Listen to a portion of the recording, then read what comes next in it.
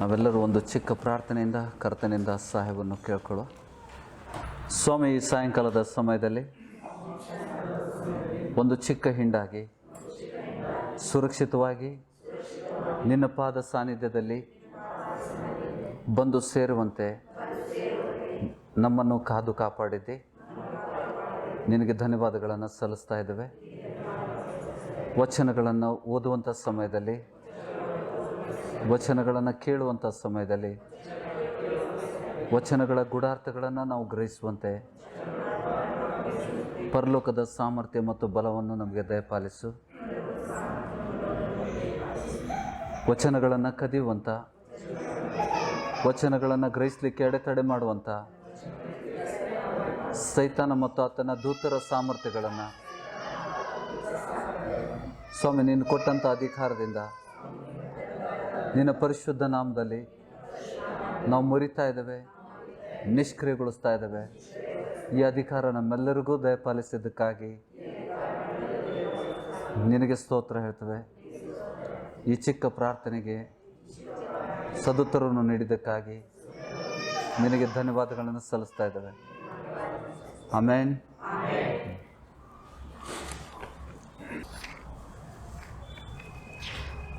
Amos 5ನೇ ಅಧ್ಯಾಯ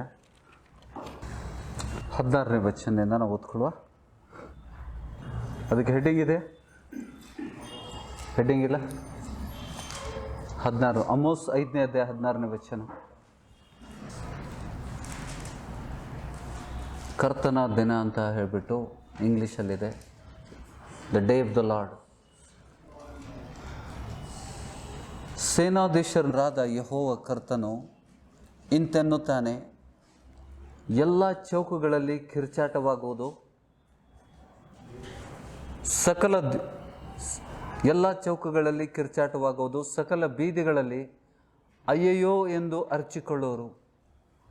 ರೈತರನ್ನು ಪ್ರಲಾಪಿಸುವುದಕ್ಕೂ ಗೋಳಾಟದವರನ್ನು ಗೋಳಿಡುವುದಕ್ಕೂ ಕರೆಯುವರು.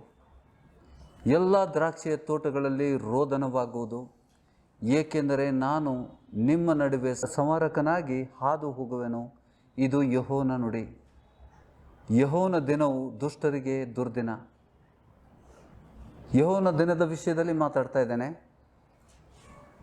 ಹೆಡ್ಡಿಂಗು ತಪ್ಪಾಗಿ ಕೆಳಗೆ ಕೊಟ್ಟಿದ್ದಾರೆ. ಮೇಲಿಂದ 16ನೇ ವಚನದಿಂದ ಶುರು ಆಗ್ತದೆ. ಅದು ಕರ್ತನು ಯೆಹೋ ದಿನ ಬಂದಾಗ ಆಗುವಂಥ ರೋದಾಟ. ಇಲ್ಲಿ ನಾವು ಮೇಲ್ಗಡೆ ಓದಿದ್ದೇವಲ್ಲ, ಪ್ರಕಟಣೆ ಗ್ರಂಥ 1:7ನೇ ವಚನದಲ್ಲಿ ಇಲ್ಲಿ ಮೇಲ್ಗಡೆ ಹಾಕಿದ್ದು, ಈಗೋ ಮೇಘಗಳೊಂದಿಗೆ ಬರುತ್ತಾನೆ, ಎಲ್ಲರ ಕಣ್ಣುಗಳು ಆತನನ್ನು ಕಾಣುವು. ಭೂಮಿಯಲ್ಲಿರುವ ಎಲ್ಲ ಕುಲದವರು ಆತನನ್ನು ನೋಡಿ ಎದೆ ಬಡ್ಕೊಳ್ಳೋರು. ರೋದನೆ ಅಂದ್ರೇನು? ಕಿರ್ಚಾಟ, ರೋದನೆ. ಎಲ್ಲ ಚೌಕಗಳಲ್ಲಿ, ಎಲ್ಲ ಬೀದಿಗಳಲ್ಲಿ ಅಯ್ಯಯ್ಯೋ ಎಂದು ಅರ್ಚಿಕೊಳ್ಳೋರು. ರೈತರನ್ನು ಪ್ರಲಾಪಿಸುವುದಕ್ಕೂ, ಗೋಳಾಟದವರನ್ನು ಸತ್ತಾಗ ಗೋಳಾಟ ಹಾಕಲಿಕ್ಕೆ ಕರೀತಾರೆ ಗೊತ್ತಾ? ಹಣ ಕೊಟ್ಟು. ಕೆಲವೊಬ್ರು ಅಳ್ಲಿಕ್ಕೆ ಕಣ್ಣೀರು ಬರೋದಿಲ್ಲ ಕೆಲವೊಬ್ರಿಗೆ. ಅವ್ರ ಆತ್ಮೀಯವರು ಸತ್ತಾಗ ಅಳುವರಿಗೆ, ರೋದನೆ ಮಾಡುವವರಿಗೆ ಕರೆಸ್ತಾರೆ ಹಣ ಕೊಟ್ಟು. ಬಂದರು ಅಂದ ತಕ್ಷಣ, ಸಂಬಂಧಿಕರು ಬಂದು ಅಂದ ತಕ್ಷಣ ರೋದನೆ ಹಾಕ್ಸ್ಯಾರ, ಕಿರ್ಚಾಟ ಹಣ ಕೊಟ್ಟು ಕೊಡ್ತಾರೆ. ಹೌದಾ? ಕೆಲವೊಂದು ಸಂಪ್ರದಾಯದಲ್ಲಿ ಉಂಟದು. ಸತ್ತಾರಾಗ ಗೋಳಾಟ ಮಾಡ್ಬೇಕಂತ ಬಿಟ್ಟು ಕೆಲವೊಬ್ರಿಗೆ ಅದು ಕಲ್ತವ್ರಿಗೆ ರೋದನೆ ಮಾಡ್ಲಿಕ್ಕೆ ಬರೋದಿಲ್ಲ, ಹಣ ಕೊಟ್ಟು ಕರೆಸಿ ಮಾಡ್ತಾರೆ. ಇಲ್ಲಿ ರೈತರನ್ನು ಪ್ರಲಾಪಿಸುವುದಕ್ಕೂ, ಗೋಳಾಟದವ್ರನ್ನು ಗೋಳಿಡುವುದಕ್ಕೂ ಕರೆಯೋರು. ಎಲ್ಲ ದ್ರಾಕ್ಷಿಯ ತೋಟಗಳಲ್ಲಿ ರೋದನವಾಗುವುದು, ಏಕೆಂದರೆ ನಾನು ನಿಮ್ಮ ನಡುವೆ ಸಂಹಾರಕನಾಗಿ ಹಾದು ಹೋಗುವೆನು. ಇದು ಯೆಹೋವನ ನುಡಿ. ಯೆಹೋವನ ದಿನವನ್ನು ನಿರೀಕ್ಷಿಸಿಕೊಂಡವರೇ, ನಿಮ್ಮ ಗತಿಯನ್ನು ಏನು ಹೇಳಲಿ? ಯೆಹೋವನ ದಿನವನ್ನು ನಿರೀಕ್ಷಿಸಿಕೊಂಡವರೇ, ನಿಮ್ಮ ಗತಿಯನ್ನು ಏನು ಹೇಳಲಿ? ಯೆಹೋವನ ದಿನವು ನಿಮಗೇಕೆ? ಅದು ಬೆಳಕಲ್ಲ, ಕತ್ತಲೆ. ಅದು ಬೆಳಕಲ್ಲ, ಕತ್ತಲೆ. ಸಿಂಹದ ಕಡೆಯಿಂದ ಓಡಿದವನಿಗೆ ಕರಡಿಯು ಎದುರು ಬಿದ್ದಂತಾಗುವುದು. ಅವನು ಮನೆಗೆ ಓಡಿ ಬಂದು ಕೈಯನ್ನು ಗೋಡೆಯ ಮೇಲೆ ಊರಲು ಹಾವು ಕಚ್ಚಿದ ಹಾಗಾಗುವುದು. ಯೆಹೋವನ ದಿನವು ಕತ್ತಲೆ, ಸರಿ, ಬೆಳಕಲ್ಲವಲ್ಲ. ಹೌದು, ಯಾವ ಮಿಣುಕು ಇಲ್ಲದೆ ಗಾಢಾಂಧರವೇ, ಅಧಿಕ ಅಂಧಕಾರ, ಘೋರ ಅಂಧಕಾರ. ನಿಮ್ಮ ಜಾತ್ರೆಗಳನ್ನು ಹಾಗೆ ಮಾಡುತ್ತೇನೆ, ತುಚ್ಛೀಕರಿಸುತ್ತೇನೆ. ನಿಮ್ಮ ಉತ್ಸವಗಳ ವಾಸನೆಗೆ ನನಗೆ ಬೇಡ. ನಿಮ್ಮ ಉತ್ಸವಗಳ ವಾಸನೆಯೇ ನನಗೆ ಬೇಡ. ನೀವು ನನಗೆ ಸರ್ವಾಂಗ ಹೋಮಗಳನ್ನು ಧಾನ್ಯ ನೈವೇದ್ಯಗಳನ್ನು ಅರ್ಪಿಸಿದರೂ ಸ್ವೀಕರಿಸೆನು. ಸಮಾಧಾನ ಯಜ್ಞವಾಗಿ ನೀವು ಒಪ್ಪಿಸುವ ಕೊಬ್ಬಿದ ಪಶುಗಳನ್ನು ನೋಡೆನು. ನಿಮ್ಮ ಗೀತ ಧ್ವನಿಯನ್ನು ನನ್ನಿಂದ ತೊಲಗಿಸಿರಿ. ನಿಮ್ಮ ವೀಣಾನಾದಕ್ಕೆ ಕಿವಿಗೊಡೆನು. ನ್ಯಾಯವು ಹೊಳೆಯ ಹಾಗೆ ಹರಿಯಲಿ, ಧರ್ಮವು ದಿನದಂತೆ ಪ್ರವಹಿಸಲಿ. ಇಸ್ರಾಯೇಲ್ ವಂಶದವರೇ, ನೀವು ಅರಣ್ಯದಲ್ಲಿ 40 ವರ್ಷ ನನಗೆ ಯಜ್ಞಗಳನ್ನು ಧಾನ್ಯ ನೈವೇದ್ಯಗಳನ್ನು ಅರ್ಪಿಸುತ್ತಿದ್ದರು. ಸಿಕ್ಕೋತ್ ಎಂಬ ನಿಮ್ಮ ಒಡೆಯನನ್ನು, ಕಿಯೋನ್ ಎಂಬ ನಿನ್ನ ನಕ್ಷತ್ರ ದೇವತೆಯನ್ನು, ಅಂದರೆ ನಿರ್ಮಿಸಿಕೊಂಡಿರುವ ನಿಮ್ಮ ಮೂರ್ತಿಗಳನ್ನು ನೀವು ಹೊತ್ತುಕೊಂಡು ಹೋಗಬೇಕಾಗುವುದು.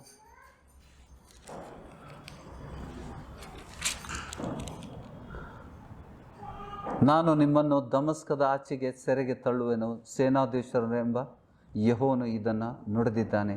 ಆಮೇನ್. ಕರ್ತನ ಬರುವ ದಿವಸದಲ್ಲಿ ಆಗುವಂಥ ವಿಷಯಗಳನ್ನು ಹೇಳ್ತಾ ಇದ್ದಾನೆ. ಕರ್ತನ ದಿನ ಒಳ್ಳೆಯದಲ್ಲ. 18ನೇ ವಚನದಲ್ಲಿ ಯೆಹೋವನ ದಿನವನ್ನು ನಿರೀಕ್ಷಿಸಿಕೊಂಡವರೇ, ನಿಮ್ಮ ಗತಿಯನ್ನು ಏನು ಹೇಳಲಿ? ದೇವರು ನಮ್ಮನ್ನು ಪರಿಶುದ್ಧತೆಗೆ ಕರೆದಿದ್ದಾನೆ. ನೀತಿವಂತನೊಬ್ಬನು ದೇವರ ರಾಜ್ಯದಲ್ಲಿ ಸೇರ್ತಾನೆ ಅಂತ ಪೇತ್ರನ ಪತ್ರಿಕೆಯಲ್ಲಿ. ಕರ್ತನ ಬರುವುದು ಅದು ಸಂತೋಷಕರವಲ್ಲ. ಭೂಮಿಯಲ್ಲಿ ರೋದನೆ ಆಗ್ತದೆ. ಆ ಸಮಯದಲ್ಲಿ ಎಲ್ಲ ಜನಾಂಗದವರು ಎದೆ ಬಡ್ಕೊಳ್ತಾರೆ. ಯೇಸು ಸ್ವಾಮಿ, ಯಾಕೆಂದರೆ ಆ ಪರಿಶುದ್ಧತೆಗೆ ನಾವು ಹೋಗಬೇಕು. ಇದು ತಕ್ಷಣ ಆಗುವಂಥದ್ದು. ಯೇಸು ಸ್ವಾಮಿ ಮೇಘರೂಢನಾಗಿ ಬಂದು ಎತ್ಕೊಂಡು ಹೇಳಿದಾನಲ್ಲ ಯೇಸು ಸ್ವಾಮಿ. ಲೂಕನ ಸುವಾರ್ತೆ 17ನೇ ಅಧ್ಯಾಯ. ಕರ್ತನು ಬರುವುದು 22ನೇ ವಚನ. ಕರ್ತನ ರಾಜ್ಯದ ವಿಷಯದಲ್ಲಿ, ದೇವರ ರಾಜ್ಯದ ವಿಷಯದಲ್ಲಿ ಪ್ರಶ್ನೆ ಹಾಕಿದಾಗ ಯೇಸು ಸ್ವಾಮಿ ತನ್ನ ಶಿಷ್ಯರಿಗೆ ಹೇಳಿದ್ದೇನೆಂದರೆ, ಒಂದು ಕಾಲ ಬರುತ್ತದೆ, ಅದರಲ್ಲಿ ನೀವು ಮನುಷ್ಯಕುಮಾರನ ದಿವಸದೊಳಗೆ 17 ಅಧ್ಯಾಯ ಲೂಕ್ 17:22 हम लोग पढ़ते.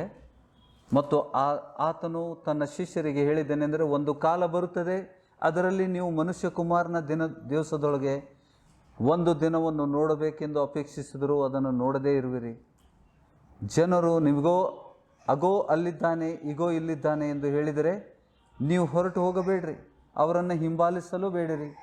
ಯಾಕೆಂದರೆ ಮಿಂಚುತ್ತಾ ಆಕಾಶದಲ್ಲಿ ಒಂದು ಕಡೆಯಿಂದ ಮತ್ತೊಂದು ಕಡೆಯವರೆಗೂ ಹೇಗೆ ಹೊಳೆಯುವುದೋ ಹಾಗೆ ಮನುಷ್ಯಕುಮಾರನು ತನ್ನ ದಿನದಲ್ಲಿರುವನು.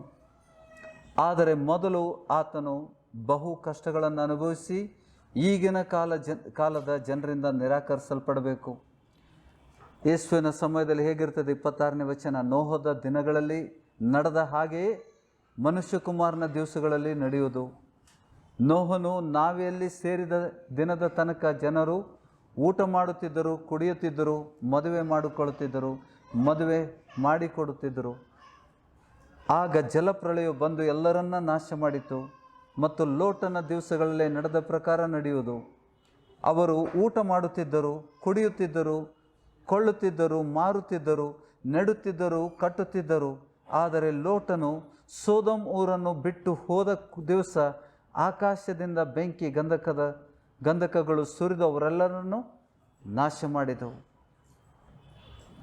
ನಾವು ರಪ್ಚರ್ ಬಗ್ಗೆ ಕೇಳ್ತಾ ಇರ್ತೇವೆ, ಏನೇನೋ ಓದ್ತಾ ಇರ್ತೇವೆ. ಇಲ್ಲಿ ನಾವು ಗಮನಿಸಬೇಕು. ದೇವ್ರ ವಚನಗಳಲ್ಲಿ ಆತನು 2 ವಿಷಯಗಳನ್ನು ಹೇಳ್ತಾನೆ. ನೋಹನ ದಿನದಲ್ಲಿ ಏನಾಗಿತ್ತು? ಮೊದಲು ನೋಹ ಮತ್ತು ಆತನ ಕುಟುಂಬ ನಾವೆಯಲ್ಲಿ ಸೇರಿದರು. ಜಲಪ್ರಳಯ ಆಮೇಲೆ ಬಂತು, ಹೌದಾ? ಜಲಪ್ರಳಯಕ್ಕಿಂತ ಮುಂಚೆ ದೇವಜನರಿಗೆ ರಕ್ಷಣೆ, ಅದು ಮಾದರಿ ನಮಗೆ. ಯೇಸು ಸ್ವಾಮಿ ಹೇಳಿದ್ದಾನೆ, ನೋಹನ ದಿನದಲ್ಲೇ ಆದಂತೆ ಆಗುವುದು. ನಂತರ ಜನ ಎಲ್ಲ ಬಡ್ಕೊಂಡು ಹೋಗ್ಬಿಡ್ತು, ನೀರು ಬಡ್ಕೊಂಡು ಹೋಗ್ಬಿಡ್ತವ್ರು, ಹೌದಾ? ಲೋಟನ ಸಮಯದಲ್ಲಿ ಏನಾಗಿತ್ತು? ಸೊದೋಮ್ ಗಮೋರದ ಮಧ್ಯದಲ್ಲಿ ಬೆಂಕಿ ಬರೋಕ್ಕಿಂತ ಮುಂಚೆ ಲೋಟನು ಆತನ ಹೆಂಡತಿಯನ್ನು, ಆತನ 2 ಮಕ್ಕಳನ್ನು ದೇವದೂತರು ಕೈ ಹಿಡ್ಕೊಂಡು ಎಳ್ಕೊಂಡು ಹೋಗ್ತಾರೆ. ಆ ಪಟ್ಟಣದ ಹೊರಗೆ ಸುರಕ್ಷಿತವಾಗಿ ಕರ್ಕೊಂಡು ಹೋದ್ಮೇಲೆ ಹಿಂದೆ ನೋಡಬೇಡಿ ಅಂತ ಹೇಳ್ತಾನೆ. ಲೋಟನ ಹೆಂಡತಿ ನೋಡ್ತಾಳೆ, ಹೌದಾ? ಮೊದಲು ನೋಡಿ, ಈ 2 ಮಾದರಿಯನ್ನು ಯೇಸು ಸ್ವಾಮಿ ಹೇಳಿದ್ದಾನೆ, ಅದರಂತೆ ಇರ್ತದಂತ ಹೇಳ್ತಾನೆ. ಯೇಸು ಸ್ವಾಮಿ ಬರುವಿಕೆ ಸಮಯದಲ್ಲಿ ಮೊದಲು ದೇವಜನರಿಗೆ ರಕ್ಷಣೆ ಕೊಡ್ತಾನೆ ದೇವರು. ಯಾಕೆಂದರೆ ತೀಕ್ಷ್ಣವಾದ ಬೆಂಕಿಯಿಂದ ಭೂಮಂಡಲ ಆಕಾಶ ಮಂಡಲ ಉರಿದು ಲೈವಾಗಿ ಹೋಗ್ತದ. ದೇವರು ಮೊದಲು ಎತ್ತಾನೆ. ಆತನನ್ನು ಪರಿಶುದ್ಧರಾಗಿ ನೀತಿವಂತರಿಗೆ ಮಾತ್ರ ಎತ್ತಲ್ಪಡ್ತಾರೆ, ಆದುಕೊಂಡವರನ್ನು. ಹೌದಾ? ಯೇಸು ಸ್ವಾಮಿ ಹೇಳಿದಾನೆ, ಆದುಕೊಂಡವರಿಗೆ 4 ಕಡೆಯಿಂದ ದೇವದೂತರು ಎತ್ತಲ್ಪಡ್ತಾರೆ. ಅದಕ್ಕೆ ಹೇಳ್ತಾನೆ, ಕರೆದವರು ಬಹಳ, ಆದುಕೊಂಡವರು ಕೇವಲ ಸ್ವಲ್ಪ ಜನ. 30ನೇ ವಚನ, ಮನುಷ್ಯ ಕುಮಾರನ ಪ್ರತ್ಯಕ್ಷನಾಗುವ ದಿವಸದಲ್ಲಿ ಅದೇ ರೀತಿ ಇರೋದು. ಹೇಗಿರ್ತದೆ? ನೋಹನ ಸಮಯದಲ್ಲಿ ಏನಾಗಿತ್ತು, ಲೋಟನ ಸಮಯದಲ್ಲಿ ಏನಾಗಿತ್ತು, ಅದೇ ರೀತಿಯಲ್ಲಿ ಇರ್ತದೆ ಅಂತ ಹೇಳಿದ್ದಾನೆ. ಹೌದಾ? ಮಾರ್ಗ ತೋರಿಸಿದ್ದಾನೆ ಯಾವ ರೀತಿ ಅಂತ. ಮೊದಲು ನಾವು ಎತ್ತಲ್ಪಡ್ತೇವೆ. ದೇವರನ್ನು, ನೀತಿವಂತರನ್ನು ದೇವರು ಎತ್ತಲ್ಪಡ್ತಾರೆ.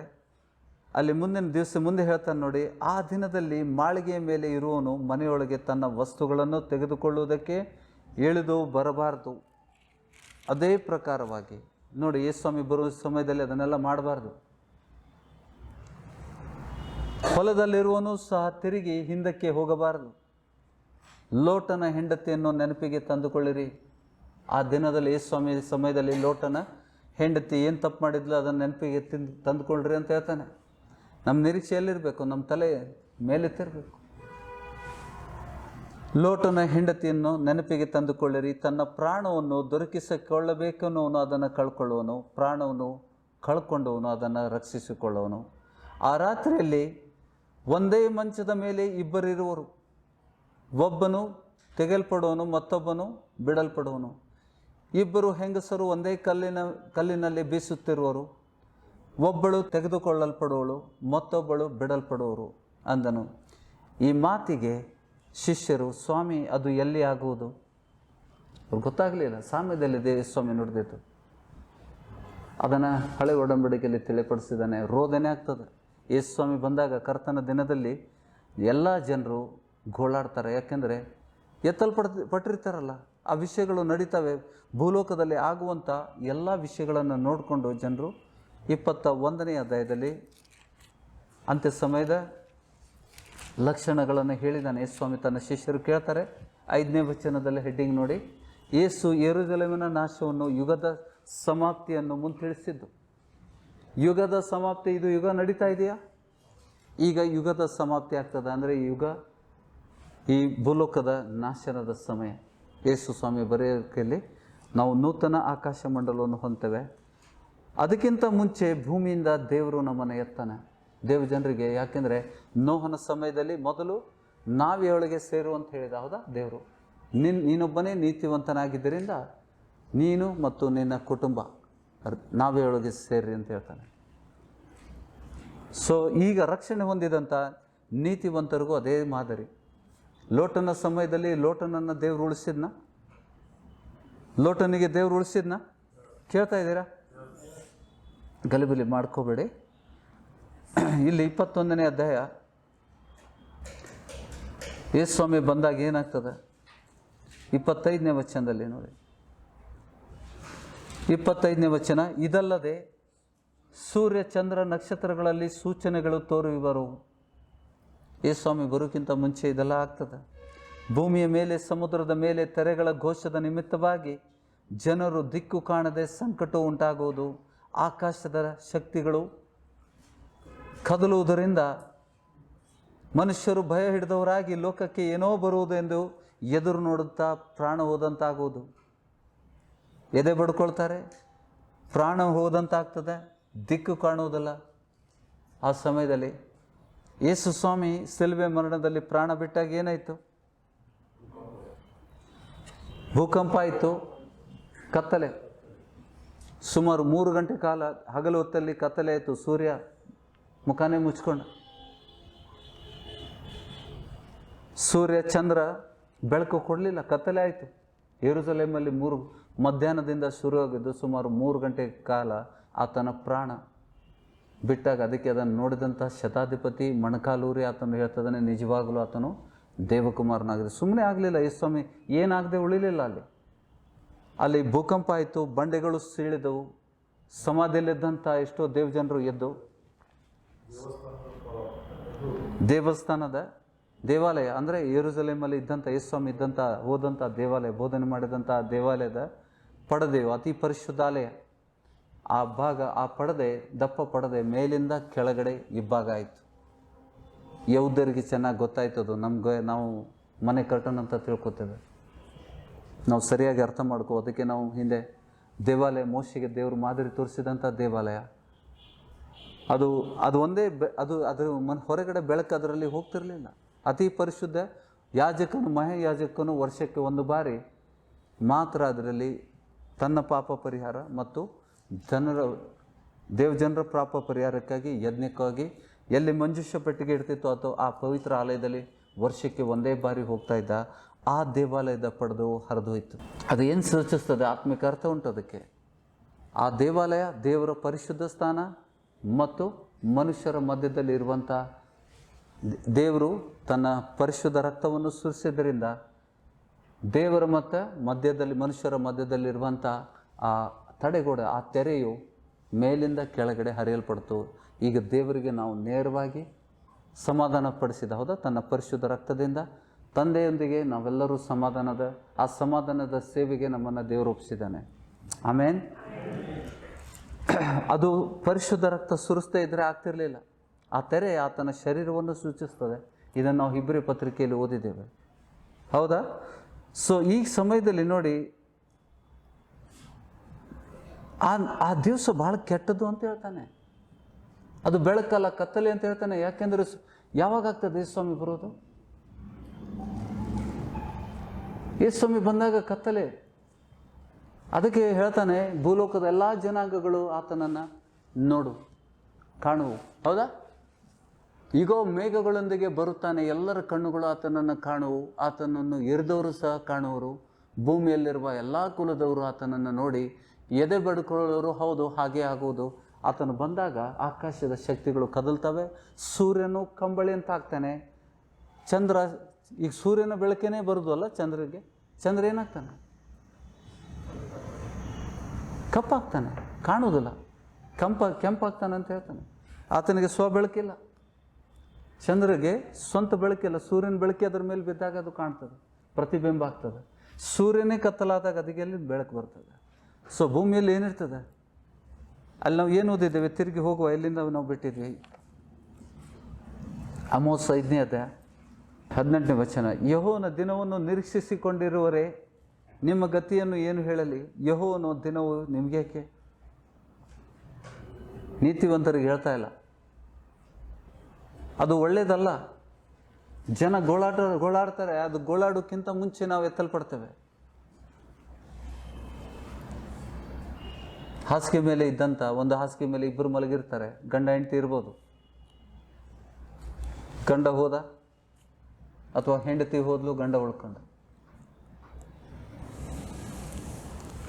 ಒಳ್ಳೆ ದಿನ ಅಲ್ಲ ಅದು, ನೋಡುವಂಥ ದಿನ ಅಲ್ಲ ಅದು. ಮಾರ್ಗ ಇಕ್ಕಟ್ಟು, ಬಿಕ್ಕಟ್ಟು, ಕೇವಲ ಸ್ವಲ್ಪ ಜನ ಅದನ್ನು ಕಂಡುಕೊಳ್ತಾರೆ ಅಂತಾರೆ, ಹೌದಾ? ಹೊಲದಲ್ಲಿ ಬೀಸು ಕಲ್ಲಲ್ಲಿ ಇಬ್ಬರು ಸ್ತ್ರೀಯರು ಬೀಸು ಕಲ್ಲಲ್ಲಿ ಬೀಸ್ತಾ ಇದ್ದಾರೆ. ಒಬ್ಬಳು ಎತ್ತಲ್ಪಡೋಳು, ಒಬ್ಬಳು ಬಿಡಲ್ಪಡೋಳು. ಆ ರೀತಿ ಆಗ್ತದೆ ಯೇಸು ಸ್ವಾಮಿ ಬರುವಿಕೆಯಲ್ಲಿ. ಕತ್ತಲೆ ಅದು ಬೆಳಕಲ್ಲ ಅಂತ ಹೇಳ್ತಾನೆ. ಅದು ಬೆಳಕಲ್ಲ, ಕತ್ತಲೆ. ಅದು ಹೆಂಗಿರ್ತದೆ ಅಂತಂದರೆ, ಸಿಂಹದ ಕಡೆಯಿಂದ ತಪ್ಪಿಸ್ಕೊಂಡು ಓಡಿದವನಿಗೆ ಕರಡಿಯು ಎದುರು ಬಿದ್ದಂತಾಗುವುದು. ಅಂದ್ರೆ ಮನುಷ್ಯಾಗ ಎಲ್ಲೂ ತಪ್ಪಿಸ್ಕೊಳ್ಳಿಕ್ಕೆ ಆಗೋದಿಲ್ಲ, ಓಡ್ತಾನೆ ಇರ್ತಾರೆ. ಗಲಿಬಿಲಿ ಆಗ್ತದೆ, ಎದೆ ಬಡ್ಕೊಂಡಾಗ ಆಗ್ತದೆ. ನಾವು ಕೇಳಿದ್ವಿ ಇದು ಸುಳ್ಳಂತ, ಕತ್ತು ಕತೆ ಅಂತ ತಿಳ್ಕೊಂಡಿದ್ವಿ, ನಿಜವಾಗ್ಲೂ ಬಂದೇ ಬಿಡ್ತಲ್ಲ. ಕ್ರೈಸ್ತರಿಗೂ ಅದು ನಿರೀಕ್ಷೆ ಇಲ್ಲ. ಎಷ್ಟೋ ಜನ ಬರ್ತಾರೆ, ಸ್ವಸ್ಥತೆಗೆ ಬರ್ತಾರೆ, ಹೊಟ್ಟೆ ನೋವು, ತೊಲೆನೋವು, ರೋಗ ಬಿಡುಗಡೆ ಹೊಂದಲಿಕ್ಕೆ ಬರ್ತಾರೆ. ನಿತ್ಯ ಜೀವದ ನಿರೀಕ್ಷೆ ಇಲ್ಲದವ್ರಿಗೆ ಇದು ಆಗುವಂಥದ್ದು. ಬಂದಾಗ ನೋಡೋಂತಡಿ, ಪರಿಶುದ್ಧತೆಯಲ್ಲಿ ಜೀವಿಸಲಿಕ್ಕೆ ಮನಸ್ಸಿಲ್ಲ, ನಿತ್ಯ ಜೀವಕ್ಕೆ ಮನಸ್ಸಿಲ್ಲ. ಬರೀ ಸ್ವಸ್ಥತೆ, ಆರೋಗ್ಯ, ನಮಗೆ ನೋವಿತ್ತು, ನೋವು ಹೋದರೆ ಸಾಕು. ನಮ್ಮ ಮಕ್ಕಳು ಮದುವೆ ಮಾಡಬೇಕಾಗಿತ್ತು, ಮದುವೆ ಆದರೆ ಸಾಕು. ಹೌದಾ? ದೇವರು ಸ್ವಸ್ಥತೆ ಉಚಿತವಾಗಿ ಕೊಟ್ಟಿದ್ದಾನೆ. ಒಬ್ಬನೇ ದೇವರನ್ನು ನೀವು ಆರಾಧಿಸುವುದರಿಂದ ನಿಮ್ಮಲ್ಲಿ ವ್ಯಾಧಿಗಳು ಇಲ್ಲದಂತೆ ನಾನು ಮಾಡ್ತೇನೆ ಅಂತ ಹೇಳಿದ್ದೇನೆ. ನಿನ್ನ ಅನ್ನಪಾನಗಳನ್ನು ಆಶೀರ್ವದಿಸ್ತೇನೆ, ನಿಮ್ಮಲ್ಲಿ ರಕ್ತಸ್ರಾವ, ಬಂಜೆತನ ಇರುವುದಿಲ್ಲ ಅಂತ ಹೇಳಿದ್ದಾನೆ. ನಿಮಗೆ ಸಂಪೂರ್ಣ ಆಯುಷ್ಯನ ಕೊಡ್ತೇನೆ ಅಂತ ಹೇಳಿದ್ದಾನೆ. ಆ ಒಬ್ಬನೇ ದೇವರನ್ನ, ಆತನ ಆಜ್ಞೆಗಳನ್ನು ಕೈಕೊಂಡು ನಡೆಯುವುದು ಎಲ್ಲಕ್ಕಿಂತ ಶ್ರೇಷ್ಠವಾದದ್ದು. ಅವ್ರಿಗೆ ಯಾರು ದೇವರ ಆಜ್ಞೆಗಳನ್ನು ಕೈಕೊಂಡು ನಡೆದಿದ್ದಾರೆ, ಅದರ ಪ್ರಕಾರ ಯಾರು ನಡ್ಕೊಂಡಿದ್ದಾರೆ, ಅವ್ರಿಗೆ ಭಯ ಇರುವುದಿಲ್ಲ. ಅವರು ಮೇಲೆ ಕೆತ್ತಲ್ಪಡ್ತಾರೆ. ಮೊದಲು ನಾವು ಇದೆಲ್ಲ ವಿಷಯಗಳನ್ನು ತಿಳ್ಕೋಬೇಕು. ರಪ್ಚರ್ ಅನ್ನುವಂಥ ಶಬ್ದ ಬೈಬಲಲ್ಲಿ ಇಲ್ಲ. ಅದಕ್ಕೊಂದು ಶಬ್ದ ಹುಟ್ಟಿಸಿದ್ದಾರೆ. ಅಂದರೆ ಇಂಗ್ಲೀಷ್ ಭಾಷೆಗೆ ಹೊಸ ಹೊಸ ಶಬ್ದಗಳು ಬರ್ತಾ ಇರ್ತವೆ. ಕನ್ನಡದಲ್ಲಿ ಏನುಂಟು? ಎತ್ತಲ್ಪಡೋದು. ಈ ಸ್ವಾಮಿ ಹೇಳಿದ್ದಾನೆ. ಮತ್ತಾಯನ ಸ್ವಾರ್ತೆ 24 ನಾವು ನೋಡ್ತೇವೆ. ಅದು ಅಂತ್ಯ ಸಮಯದ ಯುಗದ ಸಮಾಪ್ತಿಯ ವಿಷಯದಲ್ಲಿ ಈ ಸ್ವಾಮಿ ನಡೆದಿತ್ತು. 29ನೇ ವಚನದಿಂದ 31ನೇವರೆಗೆ ಓದುವ. ಆ ದಿನಗಳ ಸಂಕಟವು ತೀರಿದ ಕೂಡಲೇ, ಸಂಕಟದ ಸಮಯ ಆವಾಗ ದೇವ ಜನರಿಗೆ ಕ್ರಿಸ್ತ ವಿರೋಧಿ ಹಿಂಸೆ ಮಾಡ್ತಾನೆ. ಅಧರ್ಮ ಸ್ವರೂಪನು ದೇವ ಜನರನ್ನು ಹಿಂಸೆ ಪಡಿಸ್ತಾನೆ. ಆತನು ಬಯಲಾಗುವಂಥ ಸಮಯ. ಹೌದಾ? ಯುದ್ಧದಲ್ಲಿದ್ದೇವ. ಆ ಯುದ್ಧದಲ್ಲಿ ನಾವು ಇದ್ದೇವೆ. ದೇವರ ವಾಕ್ಯದ ತನ್ನ ಬಾಯಿ ಉಸಿರಿಂದ ಅವನು ಅಧರ್ಮ ಸ್ವರೂಪನನ್ನು ಕೊಲ್ತಾನೆ. ಹೌದಾ? ಅಧರ್ಮ ಸ್ವರೂಪನು ಕೊಲ್ಲಲ್ಪಡುವುದು ದೇವ ಜನರಿಗೆ ಮಹಾಯುದ್ಧ, ಆತ್ಮಿಕ ಯುದ್ಧಗಳು. ದೇವ್ರ ವಾಕ್ಯದ ಪರಲೋಕದ ಸೈನ್ಯ ಬಿಳಿ ವಸ್ತ್ರಗಳನ್ನು ಹಾಕ್ಕೊಂಡು ಕುದುರೆ ಮೇಲೆ ಅಂತ ಹೇಳಿದ್ದಾನೆ. ಸಾಂಕೇತಿಕ ಯಜ್ಞದ ಕುರಿಯಾದಾತನು ಆ ಕುದುರೆ ಮೇಲೆ ಕೂತಂತ ಆತನ ಮೂಲಕ ಯುದ್ಧ ಆಗ್ತದೆ. ತನ್ನ ಬಾಯಿ ಉಸಿರಿಂದ ಆತನನ್ನು ಕ್ರಿಸ್ತ ವಿರೋಧಿಯನ್ನು ಕೊಲ್ತಾನೆ. ಆ ದಿನಗಳು 29ನೇ ವಚನ ನೋಡಿ, 24ನೇ ಅಧ್ಯಾಯ 29ನೇ ವಚನ. ಆ ದಿನಗಳ ಸಂಕಟವು ತೀರಿದ ಕೂಡಲೇ ಸೂರ್ಯನು ಕತ್ತಲಾಗಿ ಹೋಗುವನು, ಚಂದ್ರನು ಬೆಳಕು ಕೊಡದೇ ಇರುವನು, ನಕ್ಷತ್ರಗಳು ಆಕಾಶದಿಂದ ಉದುರುವು, ಆಕಾಶದ ಶಕ್ತಿಗಳು ಕದಲುವು. ಆಗ ಮನುಷ್ಯಕುಮಾರನನ್ನು ಸೂಚಿಸುವ ಗುರುತು ಆಕಾಶದಲ್ಲಿ ಕಾಣಬರುವುದು. ಆಗ ಭೂಲೋಕದಲ್ಲಿರುವ ಎಲ್ಲ ಕುಲದವರು, ಇದೇ ಶಬ್ದ ಯೂಸ್ ಮಾಡಿದಾನ, ಎದೆ ಬಡ್ಕೊಳ್ಳು. ನಾವು ಎದೆ ಬಡ್ಕೊಳ್ಳೋರಲ್ಲಿ ಇರಬಾರ್ದು. ಹೌದಾ? ಮತ್ತು ಮನುಷ್ಯಕುಮಾರನನ್ನು ಬಲದಿಂದಲೂ ಬಹುಮಹಿಮೆಯಿಂದಲೂ ಆಕಾಶದ ಮೇಘಗಳ ಮೇಲೆ ಬರುವುದನ್ನು ಕಾಣುವರು. ಮತ್ತು ಆತನು ತುತ್ತೂರಿಯ ಮಹಾಶಬ್ದದಿಂದ ತನ್ನ ದೂತರನ್ನು ಕಳಿಸುವನು. ಅವರು ಆತನು ಆದುಕೊಂಡವರನ್ನು ನೋಡಿ, ಇದು ಲಕ್ಷ್ಯ ಇಡ್ರಿ. ಯೇಸು ಕ್ರಿಸ್ತನು ಯಾರು ಆದುಕೊಂಡವರನ್ನು, ಕರೆದವರನ್ನಲ್ಲ, ಎಲ್ಲರಲ್ಲ, ಕರೆಯಲ್ಪಟ್ಟವರಲ್ಲ, ಯಾರು ಆದುಕೊಟ್ಟರೆ ಆತನು ಆದುಕೊಂಡವರನ್ನು ಆಕಾಶದ ಒಂದು ಕಡೆಯಿಂದ ಮತ್ತೊಂದು ಕಡೆಯವರೆಗೂ 4 ದಿಕ್ಕುಗಳಿಂದ ಒಟ್ಟುಗೂಡಿಸುವರು. ದೇವದೂತರ ಮೂಲಕ ಆದುಕೊಂಡವರು ಒಟ್ಟುಗೂಡಿಸಲ್ಪಡ್ತಾರೆ. ಗ್ರಹಿಸ್ತಾ ಇದ್ದೀರಾ? ಮೊದಲು ಏನಾಗ್ತದೆ? ದೇವ ಜನರಿಗೆ ರಕ್ಷಣೆ ಆಗ್ತದೆ. ನಾವೇ ಒಳಗೆ ದೇವರು ಸುರಕ್ಷಿತವಾಗಿ ನಮ್ಮನ್ನು ಮೊದಲು ಕರೀತಾನೆ, ನಂತರ ಆತನ ಬೆಂಕಿ ಇಳಿದು ಬರ್ತದೆ. ಆತನ ಪ್ರತ್ಯಕ್ಷತೆಯ ಪ್ರಕಾಶದಲ್ಲಿ ಬೆಂಕಿ ಇಳಿದು ಬರ್ತದೆ. ಮೊದಲು ದೇವ ಜನರಿಗೆ ರಕ್ಷಣೆ ಯಾವ ರೀತಿ? ಲೋಟನ ಸಮಯದಲ್ಲಿ ಮತ್ತು ನೋಹನ ಸಮಯದಲ್ಲಿ. ಮೊದಲು ನೋಹನ ಕುಟುಂಬಕ್ಕೆ ದೇವರು ಒಳಗಡೆ ಕಳಿಸಿದ, ನಂತರ ಜಲಪ್ರಳಯ ಬಂತು. ಈಗ ಜಲಪ್ರಳಯ ಮಾಡೋದಿಲ್ಲ ಅಂತ ದೇವರು ಒಡಂಬಡಿಕೆ ಮಾಡಿಕೊಂಡಿದ್ದಾನೆ. ಈಗಿರುವಂಥ ಈ ಭೂಮಿ ಮತ್ತು ಆಕಾಶ ಬೆಂಕಿಯ ಮೂಲಕ ನಾಶ ಆಗಲಿಕ್ಕೆ ಸಿದ್ಧ ಆಗಲ್ಪಟ್ಟಿದೆ ಅಂತ ಪೇತರ ತನ್ನ ಪತ್ರಿಕೆಯಲ್ಲಿ ಬರೆದಿದ್ದಾನೆ. ಹಿಂದೆ ನಾವು ಓದಿದ್ದೇವೆ. ಕಳ್ಳನು ಬರುವಂತೆ ಬರ್ತಾನೆ, ನಿರೀಕ್ಷೆ ಇಲ್ಲದಂಥ ಗಳಿಗೆಯಲ್ಲಿ ಅದಕ್ಕೆ ದೇವಜನರು ನೋಡಿ, ಇದು ಎಲ್ಲರಿಗೂ ಸಿಗೋದಿಲ್ಲ. ಅದಕ್ಕೋಸ್ಕರ ನಾವು ಭಾಳ ಎಚ್ಚರಿಕೆಯಿಂದ ಇರಬೇಕು. ಇದನ್ನು ಕಳ್ಕೊಂಡ್ರೆ ನಿತ್ಯ ಜೀವ ಶಾಶ್ವತವಾಗಿ ಕಳ್ಕೊಂಡಂಗೆ ನಮಗೆ.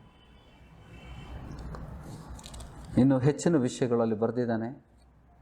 ನಾವು ಬೇರೆ ಭಾಷೆಗಳಲ್ಲಿ ಓದುವ, ಯಾಕೆಂದರೆ ಅದು ಟ್ರಾನ್ಸ್ಲೇಷನ್ ಅಷ್ಟು ಇಫೆಕ್ಟಿವ್ ಇಲ್ಲ. ಈಗ ಓದಿದಂಥ ಆಮೋಸನ ಪತ್ರಿಕೆಯಲ್ಲಿ, ಆಮೋಸನ ಪ್ರವಾದನೆ ಪುಸ್ತಕದಲ್ಲಿ ಬರೆದಂಥದ್ದು 5ನೇ ಅಧ್ಯಾಯದಲ್ಲಿ ಇನ್ನೂ ಹೆಚ್ಚಿನ ವಿಷಯಗಳನ್ನು ನಾವು ಓದ್ಕೊಳ್ಳುವ. मराठीಯಲ್ಲಿ ಓದಮ್ಮ. 18 से पढ़ो. परमेश्वराचा दिवस यावा अशी जे इच्छा बाळगतात त्यास धिक्कार असो. परमेश्वराचा दिवस येण्याची तुम्ही इच्छा का करता? तो अंधकारमय आहे, प्रकाशमय नव्हे. एखादा मनुष्य सिंहापासून पळतो, तो त्याला अस्वल गाठते. तो घरात येऊन भिंतीला हात टेकतो, तो त्याला सर्प दंश करीतो. तसा हा प्रकार आहे. परमेश्वराचा दिवस अंधकारमय असणार, प्रकाशमय नसणार. तो अगदी काळोखाचा असणार, त्यात मुळीच चमक नसणार, असे नव्हे का?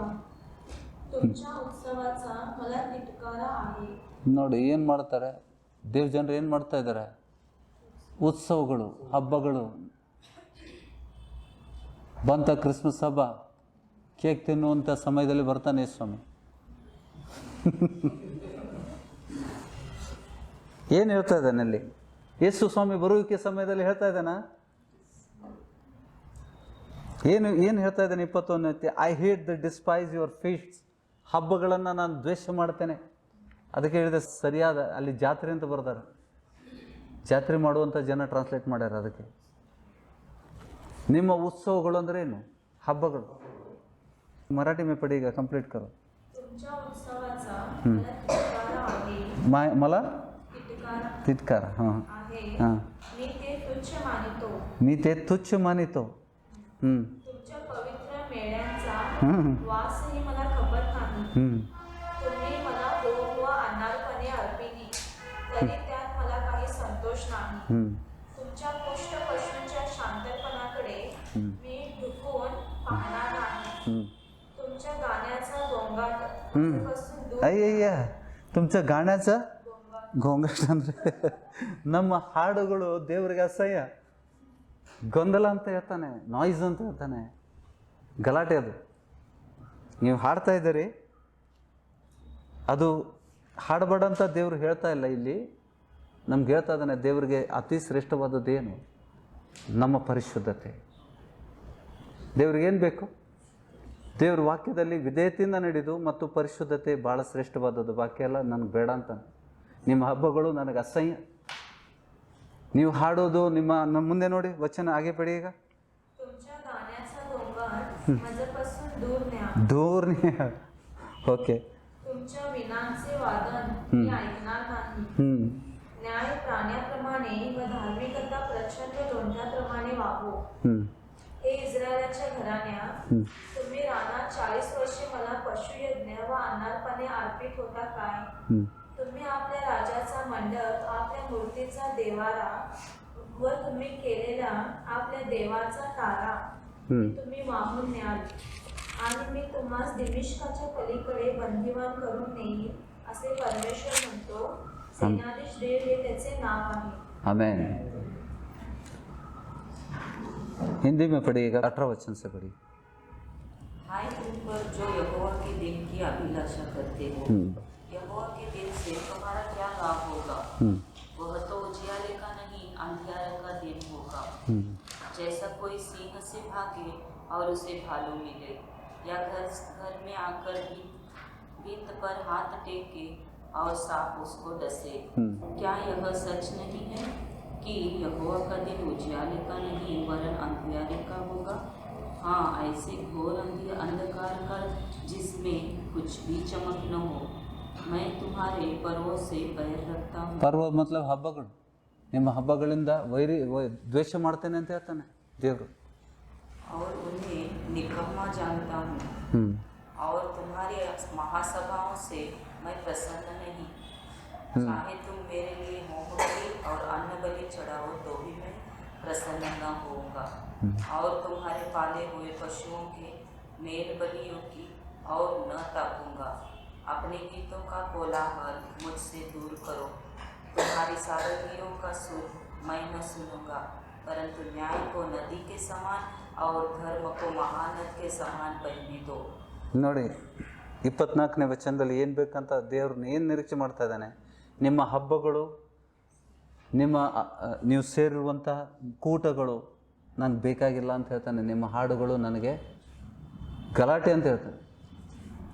24वां वचन दोबारा पढ़िएगा। परंतु न्याय को नदी के समान और धर्म को महानद के समान बहने दो। ನ್ಯಾಯ ನೀತಿ ಇದು ದೇವರಿಗೆ ಬೇಕಾಗಿತ್ತು. ಪರಿಶುದ್ಧತೆ, ಎಲ್ಲರ ಜೊತೆಗೆ ಸಮಾಧಾನದಿಂದಿರಿ. ಪರಿಶುದ್ಧತೆ ಮತ್ತು ಸಮಾಧಾನ ಇಲ್ಲದೆ ದೇವರು ಮುಖವನ್ನು ಯಾರೂ ನೋಡಲಿಕ್ಕೆ ಸಾಧ್ಯ ಇಲ್ಲ ಅಂತ ಹೇಳ್ತಾನೆ. ಇದು ನಮಗೆ ಬೇಕಾಗಿರೋದು. ಹಬ್ಬಗಳು ನಮ್ಗೆ ಬೇಡ ಅಂತಾನೆ. ದೇವರು ನಿಮ್ಮ ಹಬ್ಬಗಳನ್ನು ದ್ವೇಷ ಮಾಡ್ತಾನೆ ಅಂತ ಹೇಳ್ತಾನೆ. ನಿಮ್ಮ ಹಾಡುಗಳು ನನಗೆ ಕೋಲಾಹಲ, ಗಲಾಟೆ. ಕೋಲಾಹಲ ಅಂದ್ರೇನು? ನಮ್ಮ ದೃಷ್ಟಿಯಲ್ಲಿ ಒಳ್ಳೆ ಹಾಡು. ದೇವ್ರು ಹೇಳ್ತಾನೆ ಗಲಾಟೆ ಸಾಕು, ಏನು ಬೇಕು? ನೀತಿ ಮತ್ತು ನ್ಯಾಯ ನನಗೆ ಬೇಕಾಗಿತ್ತು. ಅದು ಮಾತ್ರ ಇರಲಿ, ಬಾಕಿದು ಬೇಡ ಅಂತ ಹೇಳ್ತಾನೆ. ಸೊ ಅದಕ್ಕೆ ನಾನು ಇಂಗ್ಲೀಷಲ್ಲಿ ಓದ್ತೇನೆ. 16ನೇ ವಚನದಿಂದ ಓದ್ತೇನೆ. ಇದು ಯೇಸು ಸ್ವಾಮಿ ಬರೋಕ್ಕಿಂತ, ವೆನ್ ದ ಲಾರ್ಡ್ ಕಮ್ಸ್, ಯೇಸು ಸ್ವಾಮಿ ಬರುವಂಥ ಸಮಯದಲ್ಲಿ ಏನಾಗ್ತದೆ? Can somebody Amos 5th chapter verse 16. Therefore this is what the Lord of God of heavens, Yeah. Amai says, there will be crying in all the public squares and mourning in every street. Call for the farmers to weep with you and summon professional mourners to wail. There will be wailing in every vineyard, for I will destroy them all, says the Lord. ನೋಡಿ, ಕರ್ತನ ಬರುವಿಕೆಯಲ್ಲಿ ಏನಾಗ್ತದೆ? ಬಂದಾದ ಮೇಲೆ ಜನರು ಕರೆಸ್ತಾ ಇದ್ದಾರೆ, ಗೋಳಾಡೋರನ್ನ ಕರೆಸ್ತಾ ಇದ್ದಾರೆ. ಎಲ್ಲ ಕಡೆ ಗೋಳಾಟ, ಕಿರ್ಚಾಟ. ಭೂಲೋಕದಲ್ಲಿ ಎಲ್ಲ ಪ್ರತಿಯೊಂದು ಸ್ಥಳಗಳಲ್ಲಿ ಕಿರ್ಚಾಟ ಇರ್ತದೆ. ಆ ದಿನವನ್ನು ನಿರೀಕ್ಷೆ ಮಾಡಬೇಡ್ರಿ ಅಂತ ಹೇಳ್ತಾನೆ. ಅದು ಕೆಟ್ಟದು, ಕತ್ತಲೆ, ಅದು ಬೆಳಕಲ್ಲ ಅಂತ ಹೇಳ್ತಾನೆ. It will be night. ಹಗಲೊತ್ತಲ್ಲಿ ಸೂರ್ಯನ ಬೆಳಕು, ಸೂರ್ಯನು ಕರಿ ಕಂಬಳಿಯಂತೆ ಕತ್ತಲಾಗ್ತಾನೆ. ಸೂರ್ಯನೇ ಇಲ್ಲ ಅಂದರೆ ಹೆಂಗಿರ್ತದೆ ಪರಿಸ್ಥಿತಿ ಲೋಕದಲ್ಲಿ? ಆಕಾಶದ ಶಕ್ತಿಗಳು ಕದಲ್ತವೆ, ಭೂಕಂಪ ಆಗ್ತದೆ, ಬೆಂಕಿ ಹಿಡಿದಿರ್ತದೆ, ಎಲ್ಲ ಕಡೆ ಕಿರ್ಚಾಟ, ಎಲ್ಲ ಕಡೆ ಜನ. ಕೆಲವೊಬ್ಬರು ನೀತಿವಂತರು ಎತ್ತಲ್ಪಟ್ಟಿರ್ತಾರೆ, ಅದನ್ನು ನೋಡಿಕೊಂಡು ಕಿರ್ಚಾಟ ಆಗ್ತದೆ. ದೇವರು ಪ್ರತ್ಯಕ್ಷತೆ ಮೇಲ್ಗಡೆ ನೋಡಿರ್ತಾರೆ. The whole world will see his coming. ಆದರೆ ಭೂಲೋಕದ ಜನರು, ಎಲ್ಲ ಜನಾಂಗಗಳು ಎದೆ ಬಡ್ಕೊಳ್ತವೆ, ಗೋಳಾಟ. ಹೇಳಿದ್ದಾನೆ, ಯೇಸು ಹೇಳಿದ್ದಾನೆ, ನೋಹನ ಸಮಯದಲ್ಲಿ ಮತ್ತು ಲೋಟನ ಸಮಯದಲ್ಲಿ ಏನಾಗಿತ್ತು ಅದೇ ರೀತಿ ಇರ್ತದೆ ಅಂತ ಹೇಳ್ತಾನೆ.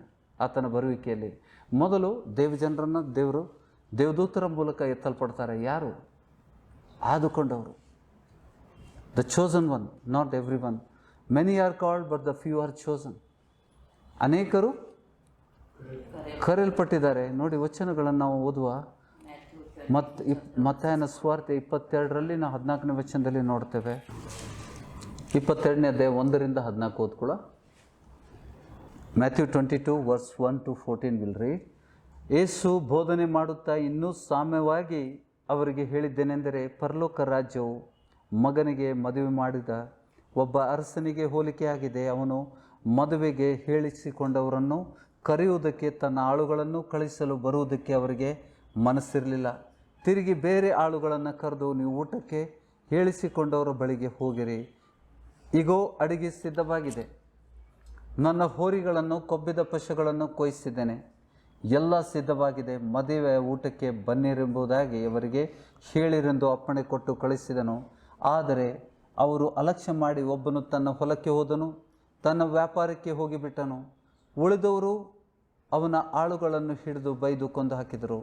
ಅರಸನು ಸಿಟ್ಟುಗೊಂಡು ತನ್ನ ದಂಡವನ್ನು ಕಳಿಸಿ ಆ ಕೊಲೆಗಾರರನ್ನು ನಾಶ ಮಾಡಿ ಅವರ ಪಟ್ಟಣವನ್ನು ಸುಟ್ಟು ಬಿಟ್ಟನು. ಆಗ ನಾನು ಆಳುಗಳಿಗೆ, ಮದುವೆಗೆ ಸಿದ್ಧವಾಗಿದೆ. ಏನಿದು? ಮೊದಲು ಯಾರು ಕರೆದಿದ್ರು? ಯಹೂದ್ಯರಿಗೆ ಮೊದಲು ಕರೆಯಿತು. ಯಾದರೂ ಯಹೂದ್ಯರು ಯೇಸು ಸ್ವಾಮಿಯನ್ನು ತಿರಸ್ಕಾರ ಮಾಡಿದರು. ಅರಸನು ಸಿಟ್ಟುಗೊಂಡು ತನ್ನ ದಂಡುಗಳನ್ನು ಕಳಿಸಿ ಆ ಕೊಲೆಗಾರರನ್ನು ನಾಶ ಮಾಡಿ ಅವರ ಪಟ್ಟಣಗಳನ್ನು ಸುಟ್ಟು ಬಿಟ್ಟನು. ಯೇಸು ಸ್ವಾಮಿ ಹೇಳಿದ್ದ 19ನೇ ಅಧ್ಯಾಯದಲ್ಲಿ, ಕಲ್ಲಿನ ಮೇಲೆ ಕಲ್ಲಿರುವುದಿಲ್ಲ. ನಿಮ್ಮ ಮಕ್ಕಳು ಮಣ್ಣಿಗೆ ಸೇರ್ತಾರಂತ ಹೇಳಿಬಿಟ್ಟು ನಾಶ ಆಗ್ತದೆ. ಪ್ರತಿಯೊಬ್ಬರು ಯೆರೂಸಲೇಮ್ ನೋಡಿ ಕಣ್ಣೀರು ಹಾಕ್ತಾ ಇದ್ದಾನೆ. ದೇವರು ನಿಮಗೆ ದರ್ಶನ ಕೊಟ್ಟಂಥ ಸಮಯವನ್ನು ನೀವು ಗುರುತಿಸ್ಕೊಳ್ಳಿಲ್ಲ. ಇದೇ ವಚನ. ಯಹೂದ್ಯರು ಕರೆದವರು, ಯಹೂದ್ಯರು ಕರೆಯಲ್ಪಟ್ಟವರು, ಅವರು ತಿರಸ್ಕಾರ ಮಾಡಿದರು.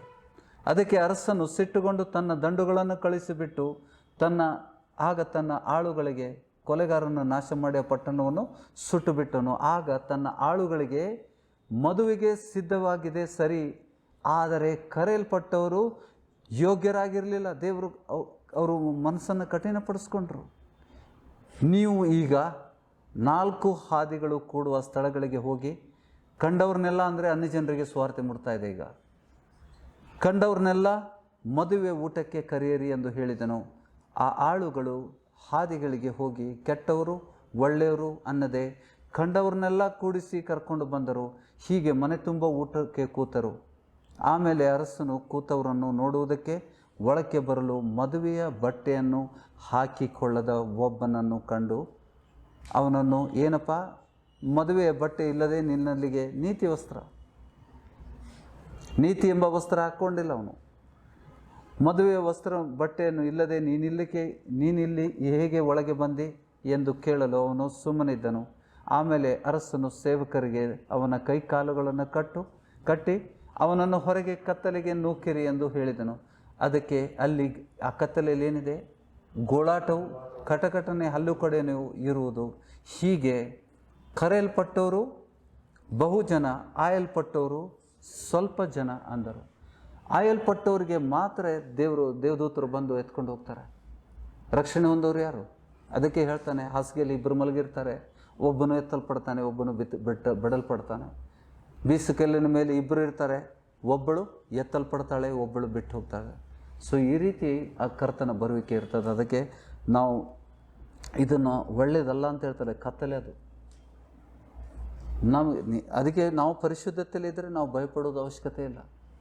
ನಾವು ದೇವರ ವಾಕ್ಯದಲ್ಲಿ ಪವಿತ್ರ ಆತ್ಮನನ್ನು ಹೊಂದ್ಕೊಂಡ್ರೆ ನಾವು ಯಾವುದಕ್ಕೂ ಭಯಪಡೋದಿಲ್ಲ. ಯಾಕೆಂದರೆ ನಾವು ಪವಿತ್ರ ಆತ್ಮನನ್ನು ಹೊಂದ್ಕೊಂಡ ಮೇಲೆ ಸಿದ್ಧಿಗೆ ಬಂದ ನೀತಿವಂತರಾಗ್ತೇವೆ. ಆ ಆತ್ಮಗಳು ಪರಲೋಕದಲ್ಲಿದ್ದಾವೆ ಅಂತ ಬಿಟ್ಟು ದೇವರು ತೋರಿಸಿದ್ದಾನೆ. ಆಗ ನಮಗೆ ಮರಣದ ಭಯ ಇರುವುದಿಲ್ಲ, ನಾವು ಯಾವುದಕ್ಕೂ ಭಯಪಡೋದಿಲ್ಲ. ದೇವರು ನಮಗೋಸ್ಕರ ರಕ್ಷಣೆ ಇಟ್ಟಿದ್ದಾನೆ. ದೇವದೂತರ ಮೂಲಕ ಕಳಿಸಿ, ತುತ್ತೂರಿಯ ಧ್ವನಿಯೊಂದಿಗೆ ಕಳಿಸಿ. ಆ ತುತ್ತೂರಿ ಧ್ವನಿ ಏನು ಸೂಚಿಸ್ತದೆ? ಕೊನೆ ತುತ್ತೂರಿ, ಅದು ವಾರ್ನಿಂಗ್, ಅದು ಹೌದಾ? ನಾವು ಕೇಳ್ತೇವೆ ಅದನ್ನು. ನೋಡಿ, ಯೇಸು ಸ್ವಾಮಿನ ನಂಬಿ ನೀತಿವಂತರಾಗಿ ಸಮಾಧಿಯಲ್ಲಿದ್ದವರು ಕೂಡ ಆ ತುತ್ತೂರಿ ಸದ್ದು ಕೇಳ್ತಾರೆ. ಹಾಗಂದರೆ ಸಮಾಧಿಯಲ್ಲಿದ್ದಂಥ ಇನ್ನೂ ಸಮಾಧಿಯಲ್ಲಿದ್ದಾರಂತಲ್ಲ. ಸಮಾಧಿಯಲ್ಲಿದ್ದಾರ, ಈ ಶರೀರ ಮಣ್ಣಿಗೆ ಸೇರ್ತದೆ. ನಮ್ಮ ಆತ್ಮಗಳು ದೇವ್ರ ಬಳಿಯಲ್ಲಿದೆ.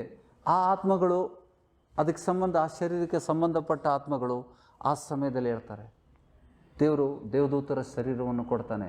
ನಾವು ಮೇಘರೂಢರಾಗಿ ಆಕಾಶದಲ್ಲಿ ಎತ್ತಲ್ಪಡ್ತೇವೆ. ಸೊ ಈ ವಿಷಯದಲ್ಲಿ ಪೌಲನು ಕೂಡ ಬರೆದಿದ್ದಾನೆ. 1 ಥೆಸಲೋನಿಕ 4th chapter verse 13. ಯೇಸು ಕ್ರಿಸ್ತನು ಪ್ರತ್ಯಕ್ಷನಾಗುವುದಕ್ಕೆ ಮುಂಚಿತವಾಗಿ ಸಾಯುವ ಭಕ್ತರನ್ನು ಕುರಿತದ್ದು. ಸಹೋದರರೇ, ನಿದ್ರೆ ಹೋಗುವವರ ಗತಿ ಏನೆಂದು ನೀವು ತಿಳಿಯದೇ ಇದ್ದು ನಿರೀಕ್ಷೆ ಇಲ್ಲದವರಾದ ಇತರರಂತೆ ದುಃಖಿಸುವುದು ನಮ್ಮ ಮನಸ್ಸಿಗೆ ಒಪ್ಪುವುದಿಲ್ಲ. ಯೇಸು ಸತ್ತು ಜೀವಿತನಾಗಿ ಎದ್ದನೆಂದು ನಾವು ನಂಬಿದ ಮೇಲೆ ಅದರಂತೆ ಯೇಸುವಿನಲ್ಲಿದ್ದುಕೊಂಡು ನಿದ್ರೆ ಹೋಗುವವರನ್ನು ಸಹ ದೇವರು ಆತನೊಡನೆ ಕರೆದುಕೊಂಡು ಬರುವನು. ಯಾರನೊಡನೆ? ದೇವರು ಸಹ ನಿದ್ರೆ ಹೋಗೋರನ್ನು ಸಹ ದೇವರು ಆತನೊಡನೆ ಕರೆದುಕೊಂಡು ಬರುವನೆಂದು ನಂಬಬೇಕಲ್ಲವೇ? ಏನದರ ಅರ್ಥ? ಎಲ್ಲಿಂದ ಕರ್ಕೊಂಡ್ಬರ್ತಾನೆ? ನೀತಿವಂತರ ಆತ್ಮಗಳು ಎಲ್ಲಿದ್ದಾವೆ? ಸ್ವರ್ಗೀಯ ಯೆರೂಸಲೇಮಲ್ಲಿದ್ದಾವೆ. ಸಿದ್ಧಿಗೆ ಬಂದ ನೀತಿವಂತರ ಆತ್ಮಗಳು ಸ್ವರ್ಗೀಯ ಯೆರೂಸಲೇಮಿದ್ದಲೆ. ಯೇಸು ಸ್ವಾಮಿ ಬರುವಾಗ ಅವ್ರನ್ನೆಲ್ಲ ಕರ್ಕೊಂಡ್ಬರ್ತಾನೆ, ಆತ್ಮಗಳು ಬರ್ತವೆ. ಹೌದಾ? ಯೇಸುವಿನಲ್ಲಿದ್ದುಕೊಂಡು ನಿದ್ರೆ ಹೋಗುವವರನ್ನು ಸಹ ದೇವರು ಆತನೊಡನೆ ಕರೆದುಕೊಂಡು ಬರುವನೆಂದು ನಂಬಬೇಕಲ್ಲವೇ? ನಂಬ್ತೀರಾ? ಭೂಮಿಯಲ್ಲೇ ಬರೋದಿಲ್ಲ, ಸಮಾಧಿಯಿಂದ ಹೇಳೋದಿಲ್ಲ, ಸಮಾಧಿಯಿಂದ ಹೇಳೋದಿಲ್ಲ. ಯಾಕೆಂದರೆ ನಮ್ಮ ಆತ್ಮಗಳು, ನೀತಿವಂತರ ಆತ್ಮ ಎಲ್ಲಿದ್ದಾವೆ? ಸ್ವರ್ಗೀಯ ಯೆರೂಸಲೇಮಲ್ಲಿದ್ದಾವೆ. ಬರಬೇಕಾದ್ರೆ ಅವರು ಆ ಆತ್ಮಗಳನ್ನು ಯೇಸು ಸ್ವಾಮಿ ಕರ್ಕೊಂಡ್ಬರ್ತಾನೆ. ಓಕೆ, ನಾವು ಕರ್ತನ ಮಾತಿನ ಆಧಾರದಿಂದ ನಿಮಗೆ ಹೇಳುವುದೇನೆಂದರೆ, ಕರ್ತನು ಪ್ರತ್ಯಕ್ಷನಾಗುವವರೆಗೂ ಜೀವದಿಂದಿಳಿರುವ ನಾವು ನಿದ್ರೆ ಹೋದವರಕ್ಕಿಂತ ಮುಂದಾಗುವುದೇ ಇಲ್ಲ. Those who are dead in Christ, the righteous souls, they will be resurrected first. ನಮಗಿಂತ ಮುಂಚೆ ಜೀವಂತನಾಗಿ, ಈಗ ಯೇಸು ಸ್ವಾಮಿ ಬರುವಿಕೆ ಇದ್ದರೆ ನಮಗಿಂತ ಮುಂಚೆ ಆ ಆತ್ಮಗಳು ಬರ್ತವೆ, ರೂಪಾಂತರ ಹೊಂತವೆ. ದೇವರವರ ಆತ್ಮಗಳನ್ನು ತನ್ನ ಜೊತೆಯಲ್ಲಿ ಕರ್ಕೊಂಬರ್ತಾನೆ. 15ನೇ ವಚನ, ನಾವು ಕರ್ತನ ಮಾತಿನ ಆಧಾರದಿಂದ ನಿಮಗೆ ಹೇಳುವುದೇನೆಂದರೆ, ಕರ್ತನು ಪ್ರತ್ಯಕ್ಷನಾಗುವವರೆಗೂ ಜೀವದಿಂದುಳಿದಿರುವ ನಾವು ನಿದ್ರೆ ಹೋದವರಕ್ಕಿಂತ ಮುಂದಾಗುವುದೇ ಇಲ್ಲ. ಕರ್ತನು ತಾನೇ ಆಜ್ಞಾಘೋಷದೊಡನೆ, ಪ್ರಧಾನ ದೂತನ ಶಬ್ದದೊಡನೆ, ದೇವರ 7ನೇ ತುತ್ತೂರಿದು, ದೇವರ ತುತ್ತೂರಿ ಧ್ವನಿಯೊಡನೆ ಆಕಾಶದಿಂದ ಇಳಿದು ಬರುವನು. ಆಗ ಕ್ರಿಸ್ತನಲ್ಲಿರುವ ಸತ್ತವರು ಮೊದಲು ಎದ್ದು ಬರೋರು. ಹೌದಾ? ಕ್ರಿಸ್ತನಲ್ಲಿ ಸತ್ತವರು ಮೊದಲು ಎದ್ದು ಬರೋರು. ಎಲ್ಲಿಂದ? ಸಮಾಧಿಯಿಂದ ಅಲ್ಲ, ಪರಲೋಕದಿಂದ ದೇವರು ಕರ್ಕೊಂಬರ್ತಾನೆ ನೀತಿವಂತರ ಆತ್ಮನ. ಅವರು ಆಕಾಶದಲ್ಲಿರ್ತಾರೆ. ಪ್ರಧಾನ ಸತ್ತವರು ಮೊದಲು ಎದ್ದು ಬರೋರು. ಆಮೇಲೆ ಜೀವದಿಂದಿಳಿದಿರುವ ನಾವು ಅಂತರಿಕ್ಷದಲ್ಲಿ ಕರ್ತನನ್ನು ಎದುರಿದುಕೊಳ್ಳುವುದಕ್ಕಾಗಿ ಅವರ ಸಂಗಡಲೇ. ಯಾರ ಸಂಗಡ? ಅವರ ಸಂಗಡ ಅಂದರೆ ಯಾರು? ನಮಗಿಂತ ಮುಂಚೆ ನಿದ್ರೆ ಹೋದಂಥ ನೀತಿವಂತರ ಆತ್ಮದೊಂದಿಗೆ ನಾವು ಕೂಡ ಸೇರ್ತೇವೆ. Is that clear? ಸ್ಪಷ್ಟ ಇದೆಯಾ?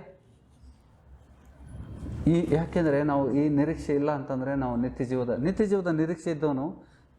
ಈ ನಿರೀಕ್ಷೆ ಯಾರಿಗಿಲ್ಲ? ಸುಮ್ಮನೆ ಸಭೆಗೆ ಬಂದೆ, ತಲೆನೋವು ಹೊಟ್ಟೆ ನೋವು ಬಂತು ಹೋಯಿತು ಅಂಥವ್ರಿಗೆ ಪರಿಶುದ್ಧತೆಯಲ್ಲಿ ಜೀವಿಸ್ಲಿಕ್ಕೆ ಆಗೋದಿಲ್ಲ. ಈ ನಿರೀಕ್ಷೆ ಯಾರಿಗುಂಟು? ಈಗ ನಾನು ಓದಿದಂಥ ಈ ನಿರೀಕ್ಷೆ ಯಾರಿಗುಂಟು? ಅವರು ಮಾತ್ರ ಪರಿಶುದ್ಧತೆಯಲ್ಲಿ ಜೀವಿಸ್ತಾರೆ. ಇಲ್ಲಾಂದರೆ ಅವರು ಎದೆ ಬಡ್ಕೋಬೇಕಾಗ್ತದೆ. ನಿಜವಾಗ್ಲೂ ಹೇಳ್ತೇನೆ, ಇದು ಹುಡುಗಾಟ ಅಲ್ಲ, ಇದು ಭಾಳ ಗಂಭೀರ ವಿಷಯಗಳನ್ನು ದೇವ್ರು ಮಾತಾಡ್ತಾ ಇದ್ದಾನೆ.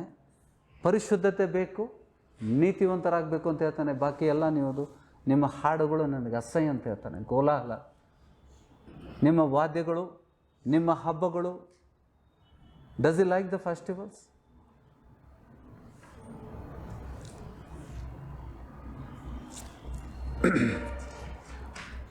ಹದಿನೇಳನೇ ವಚನ, ಆಮೇಲೆ ಜೀವದಿಂದಿಳಿದಿರುವ ನಾವು ಅಂತರಿಕ್ಷದಲ್ಲಿ ಕರ್ತನನ್ನು ಎದುರುಗೊಳ್ಳುವುದಕ್ಕಾಗಿ ಅವರ ಸಂಗಡಲೇ ಮೇಘವಾಹನರಾಗಿ. ಹೇಗೆ ಎತ್ತಲ್ಪಡ್ತೇವೆ? ಮೇಘವಾಹನರಾಗಿ. ಯಾವ ರೀತಿ ಯೇಸು ಸ್ವಾಮಿ ಬಂದಿದ್ದ ಅದೇ ರೀತಿಯಲ್ಲಿ ನಾವು ಎತ್ತಲ್ಪಡ್ತೇವೆ. ಮೇಘವಾಹನರಾಗಿ ಎತ್ತಲ್ಪಡುವೆವು. ಗೊತ್ತಿಲ್ಲ ಅನ್ಬೇಡ್ರಿ. ಆಮೇಲೆ ಯಾರಲ್ಲಿ ವಿಮಾನದಲ್ಲಿ ಪ್ರಯಾಣ ಮಾಡಿದ್ದಾರೆ? ಮೋಡಗಳ ಮಧ್ಯದಲ್ಲಿ ವಿಮಾನ ಹೋಗ್ಬೇಕಾದ್ರೆ ನಿಮಗೆ ಈ ಅನುಭವ ಆಗ್ತದೆ. ಮೇಘರೂಢನಾಗಿ ಸುತ್ತಲೂ ಮೋಡ ಇರ್ತದೆ, ವಿಮಾನ ಮಧ್ಯೆ ಹೋಗ್ತದೆ. ಆ ಸಮಯದಲ್ಲಿ ಸ್ವಲ್ಪ ಸೌಂಡ್ ಎಲ್ಲ ಆಗ್ತದೆ. ಮೇಘವಾಹನರಾಗಿ ಪಕ್ಕನೆ ಒಯ್ಯಲ್ಪಡುವೆವು. ಹೀಗಾಗಿ ನಾವು ಸದಾಕಾಲವು ಕರ್ತನ ಜೊತೆಯಲ್ಲಿರುವೆವು. Everything is return down. ಹೇಗೆ ನಾವು ಪ್ಯಾಟರ್ನ್ ತೋರಿಸಿದಾನೆ. ಈ ನಿರೀಕ್ಷೆ ಯಾರಿಗಿದೆ ನೋಡಿ. ಆದ ಕಾರಣ ಈ ಮಾತುಗಳಿಂದ ಒಬ್ಬರೊಬ್ಬರನ್ನ ಸಂತೈಸ್ತೀರಿ. ನಿಮಗೆ ಗೊತ್ತಿಲ್ಲ ಅಂತಂದರೆ ನೀವು ಹೆಂಗೆ ಸಂತೈಸ್ತೀರಿ? ಅಮೋಸೆಗೆ ಹೋಗುವ. ಅಮೋಸಲ್ಲಿ ಕಲಿತಾ ಇದ್ದೇವಾ? ದೇವರು ಹಳೆ ವಿಷಯಗಳನ್ನು, ಹೊಸ ವಿಷಯಗಳನ್ನು ತಿಳಿಸ್ತಾನೆ ಇರ್ತಾನೆ. Therefore, thus says the Lord, the God of hosts, the Lord, in all the squares, ಎಲ್ಲ ಚೌಕಗಳಲ್ಲಿ, ಜಗತ್ತಿನ ಎಲ್ಲ ಚೌಕಗಳಲ್ಲಿ, in all squares, there shall be wail. All the streets, they shall say, alas, alas. ಅಯ್ಯಯ್ಯೋ. ಅಲಾಸ್ ಅಂದ್ರೆ ಏನು? ಇಂಗ್ಲೀಷಲ್ಲಿ alas, ಕನ್ನಡದಲ್ಲಿ ಅಯ್ಯಯ್ಯೋ.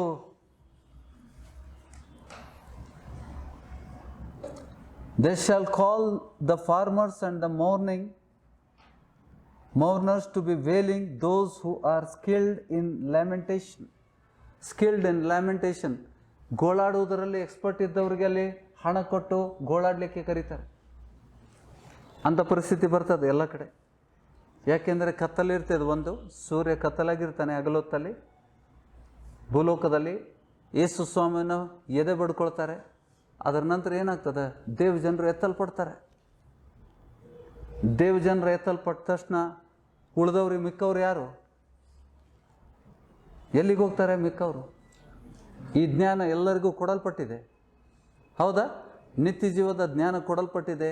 ಅದಕ್ಕೆ ದೇವಜನರು ಬರೀ ನಿಮ್ಮ ಸ್ವಸ್ಥತೆಗೋಸ್ಕರ ಬರಬೇಡ್ರಿ, ನಿಮ್ಮ ಕಷ್ಟಗಳು ನಿವಾರಣೆ ಮಾಡ್ಲಿಕ್ಕೆ ಬರಬೇಡ್ರಿ, ಅದು ಸಣ್ಣ ವಿಷಯ, ಹೌदा? इट इज़ ऑटोमेटिक अला. देवर परमेश्वर के वचन तुम अगर ध्यान से पढ़ोगे और चलोगे, बीमारी प्रभु तुमको निकालेगा. तुमको प्रार्थना की जरूरत ही नहीं है. ಯಾಕೆಂದರೆ ದೇವರು ವಾಗ್ದಾನ ಮಾಡಿದ್ದೇನೆ, ನಿಮ್ಮ ಅನ್ನಪಾನಗಳನ್ನು ಆಶೀರ್ವದಿಸ್ತೇನೆ, ನಿಮ್ಮಲ್ಲಿ ಯಾವ ವ್ಯಾಧಿಗಳು ಇಲ್ಲದಂತೆ ಮಾಡ್ತೇನೆ, ಬಂಜತನ ಏನೇನು ನಮ್ಮ ಲೋಕಕ್ಕೆ ಏನು ಅವಶ್ಯಕತೆ ಇದೆ, बीमारी निकालेगा. हमको कुछ भी कमी नहीं रहेगी. ಸಾಲಗಳು ನಮ್ಮನ್ನು ಹಂದಟ್ಟು ಬರುವುದಿಲ್ಲ, ನಾವು ಸಾಲವನ್ನು ಕೊಡ್ತೇವೆ. ಇಷ್ಟಕ್ಕೆ ಮಾತ್ರ ನಾವು ಸಭೆಗೆ ಬರ್ತಾ ಇದ್ದೇವಾ? ನಿತ್ಯ ಜೀವದ ನಿರೀಕ್ಷೆ ಮುಖ್ಯವಾದದ್ದು. ಅದರ ಜೊತೆಗೆ ಇದು bonus. The healing, the sickless life is a bonus for us. That is not the main thing. Those who practice, those who believe in the lord, परमेश्वर को विश्वास करके उसके वचनों के अनुसार जो चलते हैं, उनके लिए वो सब बोनस है. सबसे बढ़िया बात कौन सा है? जब भी प्रभु आएगा तो प्रभु हमको लेके जाएगा. ये निरीक्षा जिसमें नहीं है वो परिशुद्धता में जी नहीं सकता है, क्योंकि उसका मन इधर ही है, शरीर है वो, उसका मन परमेश्वर की तरफ नहीं है. ದೇವರು ಬರ್ತಾ ಇದ್ದಾನೆ, ನಾವು ಪರಿಶುದ್ಧತೆಯಲ್ಲಿ ಜೀವಿಸಬೇಕು. ನೋಡಿ, ಇದೆಲ್ಲ ಏನು ಹೇಳ್ತಾ ಇದ್ದಾನೆ, ಇದೆಲ್ಲ ದೇವ್ರಿಗೆ ಅಸಹ್ಯ ಅಂತ ಹೇಳ್ತಾನೆ. ಮುಂದಿನ ವಚನ ನೋಡ್ಕೊಳ್ಳುವ. 18th verses we see, woe to you who desire the day of the Lord. Why would you have the day of the Lord? It is a darkness and not light. ಘೋರ ಅಂಧಕಾರ ಅದು. ಯಾಕೆ ಅದನ್ನು ಆಸೆ ಪಡ್ತಾ ಇದ್ದೀರಿ? ಭೂಲೋಕದ ಮೇಲೆ ಸಂಕಟಗಳು, ಜನರು ಕೂಗಾಡ್ತಾ ಇರ್ತಾರೆ. ಗೋಳಾಟ ಯಾರಿಗಾರ ಲೈಕ್ ಆಗ್ತದ? ಗೋಳಾಟ ಎಲ್ಲ ಕಡೆ ಗೋಳಾಟ ಅಂತಂದರೆ ನಿಮಗೆ ಕಿವಿ ಮುಚ್ಕೊಂಡು ಬಿಡ್ತೀರಿ. ಅರ್ಥ ಮಾಡ್ಕೊಳ್ರಿ ದೇವ್ರ ವಚನ. ಎಲ್ಲ ಕಡೆ ಗೋಳಾಟ, ಎಲ್ಲಿ ಕಡೆ ಗೋಳಿಲ್ಲ ಅಂತಿಲ್ಲ. ಹಣ ಕೊಟ್ಟು ಕರೆಸಿ ಮತ್ತೆ ಅವ್ರ ಕಡೆಯಿಂದ ಗೋಳಾಟ ಮಾಡ್ತಾರೆ. ಯಾಕೆಂದರೆ ಈ ವಿಷಯಗಳು ಎಲ್ಲರಿಗೂ ಗೊತ್ತುಂಟು. The message of the cross is gone to the people. People know, even the Gentiles know that Jesus is coming second time. ಇಲ್ಲಿ ವಚನ ಹೇಳ್ತೇವಲ್ಲ, Jesus is coming. Every eye will see him, every eye will see him. ಪ್ರತಿಯೊಬ್ಬ ಮನುಷ್ಯನ ನೋಡ್ತಾನೆ. ಅದಕ್ಕೆ ಆ ಸಮಯದಲ್ಲಿ ನೋಡಿ, ಕತ್ತಲೆ ಆಗಲಿಕ್ಕೆ ಕಾರಣ ಇದು ಆಗಿದೆಯಲ್ಲ, ಯೇಸು ಸ್ವಾಮಿಯ ಸಮಯದಲ್ಲಿ ಆತನ ಮರಣ ಬಿಟ್ಟಾಗ ಆಗಿದೆ, ಕತ್ತಲೆ ಆಗಿದೆ. There is a darkness, as if a man fled from a lion and a bear met him, or went into the house and leaned his hand against the wall and a serpent bit him. ಕರಡಿಯಿಂದ ತಪ್ಪಿಸಿ ಹಾವು ಕಸ್ತದ, ಸಿಂಹ ಕಡೆಯಿಂದ ಬಿಡಿಸ್ಕೊಂಡು ಹೋದರೆ ಕರಡಿ ಅವನನ್ನು ಹಿಡಿತದೆ. ಆ ರೀತಿ ಇರ್ತದೆ. ತಪ್ಪಿಸ್ಕೊಳ್ಳಿಕ್ಕಾಗೋದಿಲ್ಲ ಯಾರಿಗೂ. ಎಲ್ಲಿ ಅಡ್ಕೊಳ್ತೀರಿ? ಎಲ್ಲಿ ತಪ್ಪಿಸ್ಕೊಳ್ಳಿಕ್ಕಾಗ್ತದೆ? ಕರ್ತನ ದಿವಸ ಗೋಳಾಟ ಬಿಟ್ಟರೆ ಮತ್ತೇನಿಲ್ಲ, ಎದೆ ಬಿಡ್ಕೊಳ್ಳದೆ. ಅದಕ್ಕೆ ಗೋಳಾಟದ ಸಮಯ. ಅದಕ್ಕೆ ಯಾಕೆ ನಿರೀಕ್ಷೆ ಮಾಡ್ತಾ ಇದ್ದೀರಿ? ಯಾವಾಗ ಶುರು ಆಗ್ತದೆ ದೇವ ಜನರು ಎತ್ತಲ್ಪಡ್ತಾರೆ, ನಂತರ ಗೋಳಾಟ ಶುರು ಆಗ್ತದೆ, ಹೌದಾ? ನೋಹನ ಸಮಯ, ಲೋಟನ ಸಮಯದಲ್ಲಿ ಹೇಗಿತ್ತು ಅದೇ ರೀತಿ ಆಗ್ತದೆ ಅಂತ ಹೇಳ್ತಾನೆ.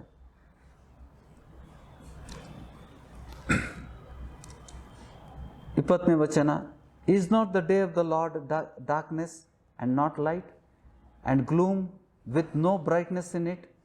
I hate. ನೋಡಿ, ದೇವ್ರು ಏನು ಹೇಳ್ತದೆ 21ನೇ, I hate, I despise the feast.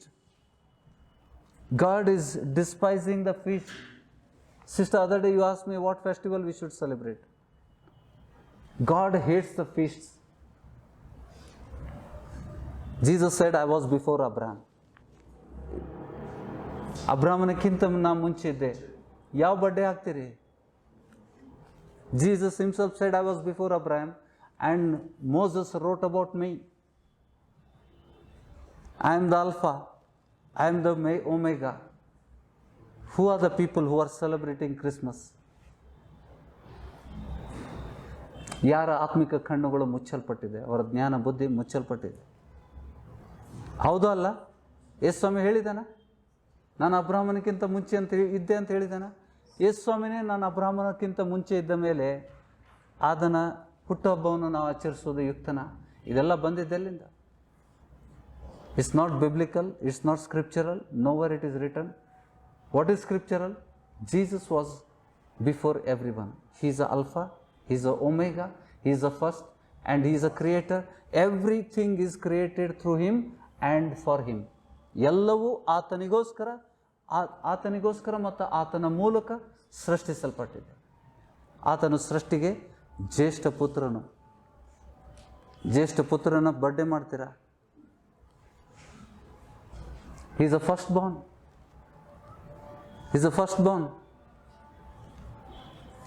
ದೇವ್ರ ವಾಕ್ಯ ಹಂಗೆ ಹೇಳ್ತದೆ. ಆದರೆ ಹಬ್ಬಗಳು ಮಾಡುವುದು ದೇವರು ದ್ವೇಷ ಮಾಡ್ತಾನೆ.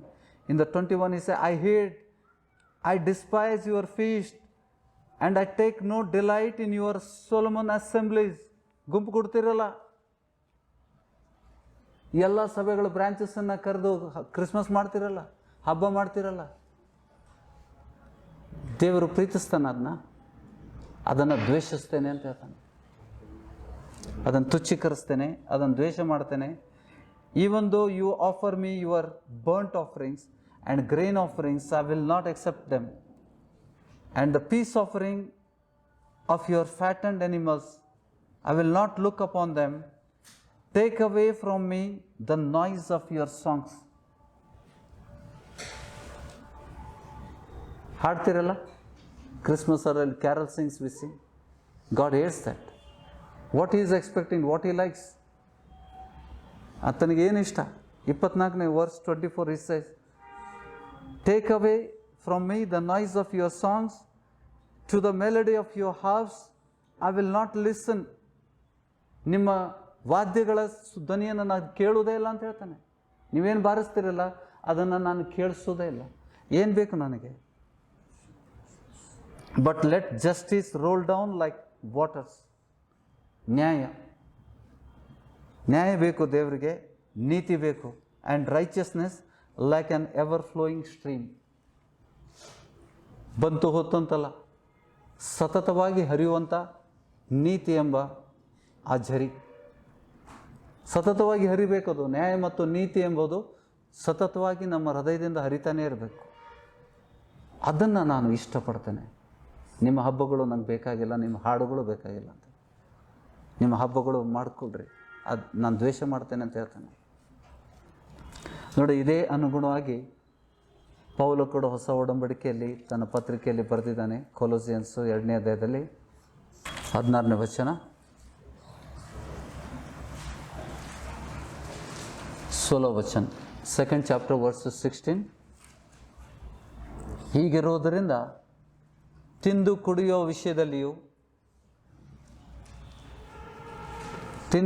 ವಿಷಯದಲ್ಲಿಯೂ ಹಬ್ಬ, ಅಮಾವಾಸ್ಯೆ, ಸಬ್ಬತ್ತು ಎಂಬುವ ವಿಷಯದಲ್ಲಿಯೂ ನಿಮ್ಮನ್ನು ದೋಷಿಗಳೆಂದು ಯಾರೂ ಎಣಿಸಬಾರದು.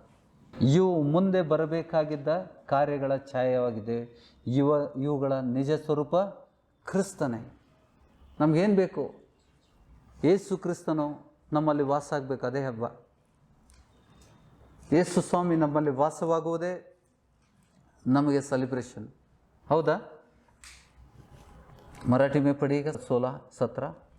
तर मग खाण्यापिण्याविषयी हां. तसेच सण, अमावस्या किंवा शब्दात पाळण्याविषयी कोणाला तुमचा निर्णय करू देऊ नका. ह्या बाबी पुढे होणाऱ्या गोष्टीच्या छाया आहेत. शरीर तर ख्रिस्ताचे आहे. ಶರೀರ ಕ್ರಿಸ್ತಾಚ आहे. ಇವುಗಳಲ್ಲಿ ಏನು ಹೇಳ್ತಾನೆ? Therefore let no one pass judgment on you in questions of food and drink, or with regard to the festival or the new moon or the Sabbath. ಸಬ್ಬತ್ ಆಗಲಿ, ಯಾವುದೇ ಹಬ್ಬಗಳಾಗಲಿ, ಆ ವಿಷಯದಲ್ಲಿ ಯಾರೂ ನಿಮ್ಮನ್ನು ನ್ಯಾಯ ತೀರ್ಪು ಮಾಡದೇ ಇರಲಿ ಅಂತ ಹೇಳ್ತಾನೆ. ಹಬ್ಬ ಆಚರಿಸೋದಿಲ್ಲ ಅಂತಂದರೆ ಎಲ್ಲಿದೆ? ದೇವರು ದ್ವೇಷ ಮಾಡ್ತಾನೆ. ಹೊಸ ಒಡಂಬಡಿಕೆಯಲ್ಲಿ ಅದನ್ನು ಆಚರಿಸೋದು ಬೇಡ ಅಂತ ಹೇಳ್ತಾನೆ. No one judge you. ಹೌದಾ? ಪೌಲ ಬರೆದಿದ್ದಾನ? ಅವೆಲ್ಲ ಛಾಯೆಗಳು. All the festivals which is celebrated in the old testament is the shadow. The true thing is the Christ himself. ಹೌದಾ? Therefore let no one pass judgment on you, verse 16, on you in question of food and drink, or with regard to the festival or the new moon or the Sabbath. We don't have Sabbath now. Jesus is the Lord of Sabbath. That was a shadow. Verse 17 says, these are the shadow of the things to come, but the substance belongs to Christ. ಬರುವಂಥ ಛಾಯೆ ಅದು, ಕ್ರಿಸ್ತನ ವಿಷಯದಲ್ಲಿ ಬರುವಂಥ ಛಾಯೆ. ನಿಜ ಸ್ವರೂಪ ಯೇಸು ಕ್ರಿಸ್ತನೇ ಅಂತ ಹೇಳ್ತಾನೆ. ನಮಗೇನು ಬೇಕು? ದೇವರಾತ್ಮನ ನಾವು ಹೊಂದ್ಕೊಂಡ್ರೆ ನಮಗೇನು ಬೇಕಾಗಿಲ್ಲ. If you receive the spirit of Christ in you by obeying the commandments, so we don't need anything. ನಮ್ಮ ನಿರೀಕ್ಷೆ ಆಟೋಮೆಟಿಕ್ಲಿ ಅಲ್ಲ, we live a sinless life. ನಾವು ಪಾಪರಹಿತ ಜೀವಿತ, ರೋಗರಹಿತ ಜೀವಿತ, ಸಾಮರ್ಥ್ಯ ಜೀವನವನ್ನು ಜೀವಿಸ್ತೇವೆ. ಕ್ರಿಸ್ತನಂತೆ ಜೀವಿಸೋದು. ಹಬ್ಬ ಮಾಡ್ತೀರಾ, ದೇವ್ ಬಿಡಿಸ್ತೀರಾ?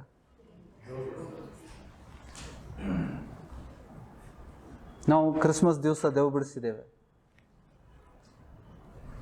ಯಾಕೆಂದ್ರೆ ದೇವರು ಅದನ್ನು ಮಾಡು ಅಂತ ಹೇಳಲೇ ಇಲ್ಲ. ಇದೆಲ್ಲ ಮನುಷ್ಯ ಸಂಪ್ರದಾಯದಿಂದ ಬಂದಿತ್ತು. ದೇವರು ಹೇಳಿದ್ದೇ ಒಂದು, ನಾನು ಆಲ್ಫಾ ಒಮೇಗಾ ಅಂತ ಹೇಳ್ತಾ ಇದ್ದಾನೆ, ನಾನು ಅಬ್ರಾಹ್ಮನಕ್ಕಿಂತ ಮುಂಚೆ ಮೋಶೆ ಅಂತ ಹೇಳ್ತಾ ಇದ್ದಾನೆ. ನಾವು ಯೇಸು ಕ್ರಿಸ್ತನ ಯಾರಂತ ಗೊತ್ತಿಲ್ಲ. ಅಜ್ಞಾನಿಗಳು ಅದನ್ನು ಆಚರಿಸ್ತಾರೆ. I will give the one more versus. Roman 1:3-4 ಏನು ಹೇಳ್ತದೆ? ಎಲ್ಲರಿಗೆ ಬಾಟಾಗಿರಬೇಕು.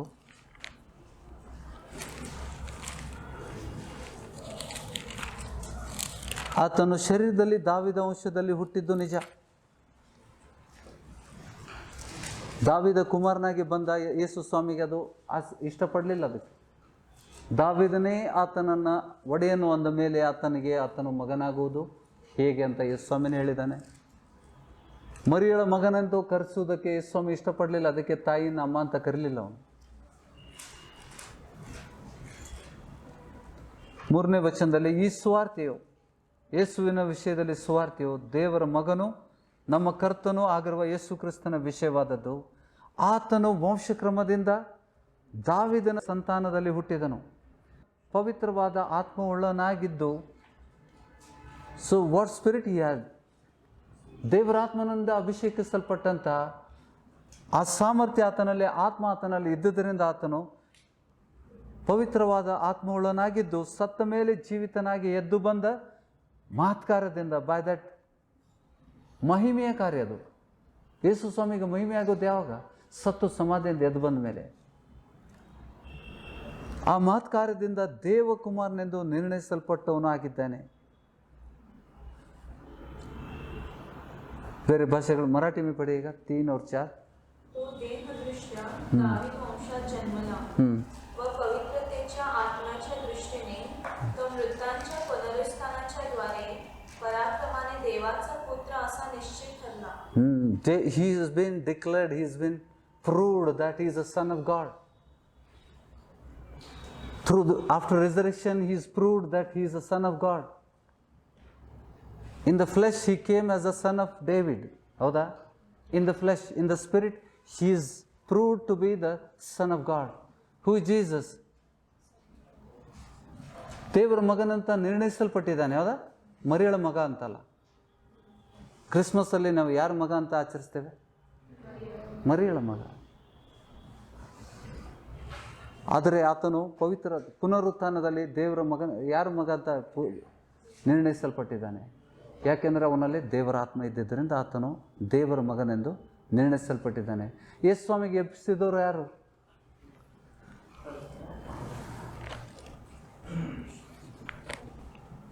ಯೋಹಾನನ ಸುವಾರ್ತೆ 10:17-18. 10ನೇ ಅಧ್ಯಾಯ, John's gospel chapter 10 verse 17 and 18. ನಾನು ತಿರುಗಿ ಪಡೆದುಕೊಳ್ಳುತ್ತೇನೆಂದು ನನ್ನ ಪ್ರಾಣವನ್ನು ಕೊಡುತ್ತೇನೆ. ಅದರ ನಿಮಿತ್ತವಾಗಿ ತಂದೆಯು ನನ್ನನ್ನು ಪ್ರೀತಿಸುತ್ತಾನೆ. ನನ್ನ ಪ್ರಾಣವನ್ನು ಯಾರೂ ನನ್ನಿಂದ ತೆಗೆಯರು. ನನ್ನ ಪ್ರಾಣವನ್ನು ಯಾರೂ ನನ್ನಿಂದ ತೆಗೆಯರು. ನನ್ನಷ್ಟಕ್ಕೆ ನಾನೇ ಅದನ್ನು ಕೊಡುತ್ತೇನೆ. ಅದನ್ನು ಕೊಡುವುದಕ್ಕೂ ನನಗೆ ಅಧಿಕಾರ ಉಂಟು. ಅದನ್ನು ತಿರುಗಿ ಪಡ್ಕೊಳ್ಳುವುದಕ್ಕೂ ನನಗೆ ಅಧಿಕಾರ ಉಂಟು. ಈ ಅಪ್ಪಣೆಯನ್ನು ನನ್ನ ತಂದೆಯಿಂದ ಹೊಂದಿದ್ದೇನೆ ಎಂದನು. ಆಮೇನ್. ಯೇಸು ಸ್ವಾಮಿ ಪ್ರಾಣ ಕೊಟ್ಟವನು ಯಾರು? ಆತನೇ ಕೊಟ್ಟ, ಆತನೇ ಪಡ್ಕೊಂಡ. ಅದಕ್ಕೆ ಹೇಳ್ತಾನಲ್ಲ, ನಾನು ಮತ್ತು ತಂದೆ ಒಂದೇ ಅಂತ. ಮೃತ್ಯುವನ್ನು ಜಯಿಸಿ ಆತನು ದೇವರ ಮಗನೆಂದು ಮುದ್ರಿಸಲ್ಪಟ್ಟ, ನಿರ್ಣಯವನ್ನು ಹೊಂದಿದ. ಹೌದಾ? ಆತನು ಬಂದಾಗ ದಾವೀದನ ಮಗನಂತ ಗುರುತಿಸ್ಕೊಂಡ. ಸಮಾಧಿಯಿಂದ ಎದ್ದು ಬಂದ ಮೇಲೆ ಆತನು ದೇವರ ಮಗನೆಂದು ನಿರ್ಣಯಿಸಲ್ಪಟ್ಟ. ಇದರ ಹೊರತಾಗಿ ಮತ್ತೆ ಬಾಕಿ ಎಲ್ಲ ಸುಳ್ಳು. Rest all is a tradition. ಏನಾಗಿದೆ? ಯಾಕೆ ಇಷ್ಟು ವಿಧವಾದ ಬೋಧನೆಗಳು? ಯೇಸು ಸ್ವಾಮಿ ಹೇಳಿದ್ನ, at Jesus told, false prophet will come in my name. ನನ್ನ ಹೆಸರಿನಲ್ಲಿ ಸುಳ್ಳು ಪ್ರವಾದಿಗಳು ಬರ್ತಾರೆ, ಕುರಿ ವೇಷದಲ್ಲಿ ಬರ್ತಾರೆ, ಆದರೆ ಒಳಗಡೆ ಅವು ಸುಲ್ಕೊಂಡು ಹೋಗುವ ತೋಳುಗಳು. They will come in the sheep's clothing, they will come in disguise and they will try to deceive you. Know them by their fruits. ಯಾವ ಫಲಗಳನ್ನು ನೋಡಬೇಕು? ಪವಿತ್ರಾತ್ಮನ ಫಲಗಳನ್ನು ನೋಡಿ ಗುರುತಿಸ್ಕೋಬೇಕು. ಯಾವುದೇ ವ್ಯಕ್ತಿ ತಾನು ನೀತಿವಂತನೋ ನೆನೆಸ್ಕೊಂಡಾಗ ನಾವು ಪವಿತ್ರಾತ್ಮನ ಫಲಗಳನ್ನು ನೋಡಬೇಕು. ಹೌದಾ? ವಿಷಯಗಳನ್ನು ತಿಳ್ಕೊಳ್ಳಿ. ಶ್ರೇಷ್ಠ ದೇವರು ಮಾತಾಡ್ತಾ ಇದ್ದಾನ. ಪುನರುತ್ಥಾನ ವಿಷಯದಲ್ಲಿ ನಮಗೊಂದು ನಿರೀಕ್ಷೆ ಉಂಟು, ಅದಕ್ಕೆ ಒಂದು ಕ್ರಮ ಉಂಟು. ಮೊದಲು ದೇವ ಜನರಿಗೆ ರಕ್ಷಣೆ ಆಗ್ತದೆ, ನಾವು ಎತ್ತಲ್ಪಟ್ಟ ಮೇಲೆ ಭೂಮಿ ಮೇಲೆಲ್ಲ ಆಗ್ತದೆ ಗೋಳಾಟ. ಅದಕ್ಕೆ ಆ ದಿನವನ್ನು, ಗೋಳಾಟದ ದಿನವನ್ನು ನಿರೀಕ್ಷೆ ಮಾಡಬೇಡ್ರಿ. ನಿಮ್ಮನ್ನು ಎತ್ತಲ್ಪಡ್ತಾನೆ ಅಂತ ನಿರೀಕ್ಷೆಯಲ್ಲಿರ್ರಿ. ಯಾರು ಆ ನಿರೀಕ್ಷೆಯಲ್ಲಿರ್ತಾರೆ ಅವರು ಪರಿಶುದ್ಧತೆಯಲ್ಲಿ ಜೀವಿಸ್ತಾರೆ. ಆಮೇಲೆ ನೋಡಿ, ಯೋಹಾನನ ಪತ್ರಿಕೆಯಲ್ಲಿ ಯೋಹಾನ ಕೂಡ ಬರೆದಿದ್ದಾನೆ. ಮೊದಲನೇ ಯೋಹಾನ 3ನೇ ಅಧ್ಯಾಯದಲ್ಲಿ 1 to 3 ವಿಲ್ ರೀಡ್. ದೇವರ ಮಕ್ಕಳೆಂಬ ಹೆಸರನ್ನು ನಮಗೆ ಕೊಡುವುದರಲ್ಲಿ ತಂದೆಯು ಅಂತಹ ಪ್ರೀತಿಯನ್ನು ನಮ್ಮ ಮೇಲೆ ಇಟ್ಟಿದ್ದಾನೆ ನೋಡಿರಿ. ನಾವು ಆತನ ಮಕ್ಕಳಾಗಿದ್ದೇವೆ. ಈ ಕಾರಣದಿಂದ ಲೋಕವು ನಮ್ಮನ್ನು ತಿಳಿದುಕೊಳ್ಳುವುದಿಲ್ಲ, ಅದು ಆತನನ್ನು ತಿಳಿದುಕೊಳ್ಳಲಿಲ್ಲವಲ್ಲ. ಪ್ರಿಯರೇ, ಈಗ ದೇವರ ಮಕ್ಕಳಾಗಿದ್ದೇವೆ, ಮುಂದೆ ನಾವು ಏನಾಗುವೆವೋ ಅದು ಇನ್ನೂ ಪ್ರತ್ಯಕ್ಷವಾಗಲಿಲ್ಲ. ಕ್ರಿಸ್ತನು ಪ್ರತ್ಯಕ್ಷನಾದರೆ ನಾವು ಆತನ ಹಾಗಿರುವೆವೆಂದು ಬಲ್ಲೆವು. ಯಾಕೆಂದರೆ ಆತನಿರುವ ಪ್ರಕಾರವೇ ಆತನನ್ನು ನೋಡುವೆವು. ಆತನ ಮೇಲೆ ಈ ನಿರೀಕ್ಷೆಯನ್ನು ಇಟ್ಟಿರುವ ಪ್ರತಿಯೊಬ್ಬನು ಕ್ರಿಸ್ತನು ಶುದ್ಧನಾಗಿರುವಂತೆ ತನ್ನನ್ನು ಶುದ್ಧಿ ಮಾಡಿಕೊಳ್ತಾನೆ. ಯಾರಿಗೆ ಪುನರುತ್ಥಾನದ ನಿರೀಕ್ಷೆ ಇಲ್ಲ, ಸಭೆಗೆ ಬಂದುಬಿಟ್ಟು ನಮ್ಗೆ ಆರಾಮ. ಇಟ್ಸ್ ನಾಟ್ ಅ ಅಸೆಂಬ್ಲಿ, ಒಂದು ಸೋಷಿಯಲ್ ಕ್ಲಬ್ ಅಲ್ಲ ಇದು. ನಾವು ಸೇರ್ತೇವೆ, ಒಬ್ಬರೊಬ್ಬರನ್ನ ಬಲಪಡಿಸಬೇಕು. ನಿತ್ಯ ಜೀವದ ನಿರೀಕ್ಷೆ, ಯೇಸು ಕ್ರಿಸ್ತನು ಹೇಗಿದ್ದಾನೆ ಅದೇ ರೀತಿಯಲ್ಲಿ ನಾವು ಇರ್ತೇವೆ ಅನ್ನುವಂಥ ನಿರೀಕ್ಷೆ रूपांतर ಹೊಂದ್ತವೆ. जो इस चीज़ को मराठी में पढ़िएगा. आपल्याला देवाची मुले हे नाव मिळाले, ह्यात पित्याने आपल्याला केवढे प्रीतिदान दिले आहे पहा. आणि आपण तसे आहोत. यामुळे जग आपल्याला ओळखीत नाही, कारण त्याने त्याला ओळखले नाही. प्रियजन हो, आपण आता देवाची मुले आहोत आणि पुढे आपण काय होऊ हे अजून प्रकट झालेले नाही. तरी तो प्रकट होईल तेव्हा आपण त्याच्यासारखे होऊ हे आपल्याला माहीत आहे, कारण जसा तो आहे तसाच तो आपल्याला दिसेल. ಅಣ್ಣ ಅಂತ ಹೇಳಿದಾನಲ್ಲ, ಸಹೋದರ ಅಂತ ಹೇಳಿದಾನಲ್ಲ, ಆತನು ನಮ್ಮ ಹಿರಿಯನಾಗಿದ್ದಾನೆ. ಆತನಂತೆ ನಾವು ಇರ್ತೇವೆ. ಆತನು ಹೇಗಿರ್ತಾನೆ ನಮ್ಗೆ ಗೊತ್ತಿಲ್ಲ. ಆತನು ಪ್ರಕಟ ಆದಾಗ ಯಾವ ರೀತಿ ಇರ್ತೇನೆ ನಾವು ಕೂಡ ಅದೇ ರೀತಿಯಲ್ಲಿ ರೂಪಾಂತರ ಹೊಂದ್ತೀವಿ. ಆಮೇನ್. ನೋಡಿ, ನಮಗೇನು ಬೇಕು? ಇವತ್ತೇನು ಕಲಿತಾ ಇದ್ದೇವೆ? ಪರಿಶುದ್ಧತೆ, ನೀತಿ, ನ್ಯಾಯ. ಈ ಮೂರು ನಮಗೆ ದೇವ್ರಿಗೆ ಇಷ್ಟವುಳ್ಳದ್ದು ಯಜ್ಞ. ಬಾಕಿ ಎಲ್ಲ ಹಬ್ಬಗಳು ಎಲ್ಲ ವ್ಯರ್ಥ. ಯಾವ ಹಾಡುಗಳು ದೇವ್ರಿಗೆ ಬೇಕಾಗಿಲ್ಲ. ನಾನು ಅದಕ್ಕೆ ಪದೇ ಪದೇ ಹೇಳ್ತಾ ಇರ್ತೇನೆ, ಹಾಡಿ ನಾವು ಪರಲೋಕ ಸೇರೋದಿಲ್ಲ. ದೇವರಿಗೆ ಯೋಗ್ಯವಾದಂಥ ಸಮರ್ಪಣೆ ಅದು. ನಾವೊಂದು ಸ್ತುತಿ ಸ್ತೋತ್ರಗಳಿಗೆ ದೇವರು ಯೋಗ್ಯನಾಗಿದ್ದಾನೆ, ಆತನಿಗೆ ಸ್ತುತಿ ಸ್ತೋತ್ರ ನಾವು ಸಲ್ಲಿಸಬೇಕು. ಆದರೆ ಅದು ಮುಖ್ಯವಲ್ಲ. ನನಗೆ ಹಿಂದೆ ಒಂದು ಸಮಯದಲ್ಲಿ ಒಬ್ಬರು ಬೇಜಾರು ಮಾಡಿಕೊಂಡು ನನಗೆ ಇದು ಮಾಡಿದರು, ನಿಮ್ಮ ಸಭೆಯಲ್ಲಿ ಹಾಡೇ ಇಲ್ಲ ಅಂತ. ನಮ್ಮ ಸಭೆಯಲ್ಲಿ ವಚನ ಇದೆ ಅಂತ. ನಮ್ಮ ಸಭೆಯಲ್ಲಿ ಸಜೀವ ವಾಕ್ಯಗಳು ಸಿಗ್ತವೆ. ಇಲ್ಲಿ ನಮ್ಮ ಸಭೆಯಲ್ಲಿ ಹಾಡು ಕಲೀಲಿಕ್ಕೆ ಆಗೋದಿಲ್ಲ ನಮಗೆ. ಇದಕ್ಕಿಂತ ಎಷ್ಟೋ ಸಭೆಗಳಿದ್ದಾವೆ, ಅಂತಾರಾಷ್ಟ್ರೀಯ ಮಟ್ಟದ ಸಭೆಗಳಿದ್ದಾವೆ, ಅಲ್ಲಿ ವರ್ಷಿಪ್ ಜಾಸ್ತಿ ಇರ್ತದೆ, ಹಾಡುಗಳನ್ನು ಹಾಡ್ತಾರೆ. ದೇವರಿಗೆ ಎಷ್ಟು ಒಳ್ಳೆಯದೇನು ಯಜ್ಞ, ಯಥಾರ್ಥ ಮನಸ್ಸು, ವಿಧೇಯತೆ ಇಂಪಾರ್ಟೆಂಟು, ದೇವ್ರ ವಾಕ್ಯಕ್ಕೆ ಅನುಗುಣವಾಗಿ ನಡೆಯೋದು ಇಂಪಾರ್ಟೆಂಟು, ಪ್ರೀತಿ ಶ್ರೇಷ್ಠವಾದದ್ದು. ನಿಮ್ಮ ಕಡೆ ಎಲ್ಲ ಇದ್ದು ಪ್ರೀತಿ ಇಲ್ಲ ಅಂತಂದರೆ ಎಲ್ಲ ವ್ಯರ್ಥ. ಹೌದಾ? ಪ್ರೇಮ್ ಸಬ್ಸೆ ಬಡಿ ಹೈ. ನೀನು ಎಲ್ಲ ವರಗಳನ್ನು ಹೊಂದ್ಕೊಂಡು ನಿನ್ನಲ್ಲಿ ಪ್ರೀತಿ ಇಲ್ಲ ಅಂತಂದರೆ ನಿನ್ನ ನಂಬಿಕೆ ವ್ಯರ್ಥ, ಸಮಸ್ತವೂ ವ್ಯರ್ಥ. ನಮಗೊಂದು ನಿರೀಕ್ಷೆ ಉಂಟು, ಪರಿಶುದ್ಧತೆಯಲ್ಲಿ ನಾವು ನಡಿಬೇಕು, ಎಲ್ಲರ ಜೊತೆಗೆ ಸಮಾಧಾನದಿಂದಿರಬೇಕು. ಹೇಳಿದಾನ, ಒಬ್ಬರೊಬ್ಬರನ್ನ ಸಹಿಸ್ಕೋಬೇಕು, ಎಲ್ಲರ ಜೊತೆಗೆ ಸಮಾಧಾನದಿಂದ ಇರಬೇಕು. ಸಮಾಧಾನದಿಂದ ಈ ಎರಡು ಇಲ್ಲ ಅಂತಂದರೆ ನಾವು ದೇವರ ಮುಖವನ್ನೇ ಕಾಣುವುದಿಲ್ಲ. ದೇವರು ಸಭೆಗೆ ಮಾತಾಡ್ತಾ ಇದ್ದಾನೆ, ಎಚ್ಚರಿಸ್ತಾ ಇದ್ದಾನೆ, ಎಲ್ಲರಿಗೂ ಎಚ್ಚರಿಸ್ತಾ ಇದ್ದಾನೆ. ಈ ವಚನ ನನಗೂ ಮೊದಲು, ನಂತರ ನಿಮ್ಮೆಲ್ಲರಿಗೂ ಇದೆ. ಹೌದಾ? ಹೇಳ್ತಾ ಇದ್ದಾನೆ, ಏನು ಬೇಕು, ಯಾವುದು ಮುಖ್ಯ, ಬಾಕಿ ಎಲ್ಲ ನಮಗೆ ಹಿಂಬಾಲಿಸ್ತವೆ ಆಶೀರ್ವಾದಗಳು. ಏನು ಸ್ವಾಮಿ ಹೇಳಿದ್ದಾನೆ? Seek the kingdom of God and his righteousness, rest all shall follow you. ನಮ್ಮ ಅವಶ್ಯಕತೆಗಳು, ಜೀವನದ ಅವಶ್ಯಕತೆಗಳು ನಮ್ಮನ್ನು ಹಿಂಬಾಲಿಸ್ತವೆ. ನಾವು ಸಾಲದಲ್ಲಿರೋದಿಲ್ಲ, ನಾವು ಐಶ್ವರ್ಯವಂತರಾಗಿ ಜೀವಿಸಲಿಕ್ಕೆ ದೇವ್ರ ಮಾರ್ಗ ತೋರಿಸಿದ್ದಾನೆ.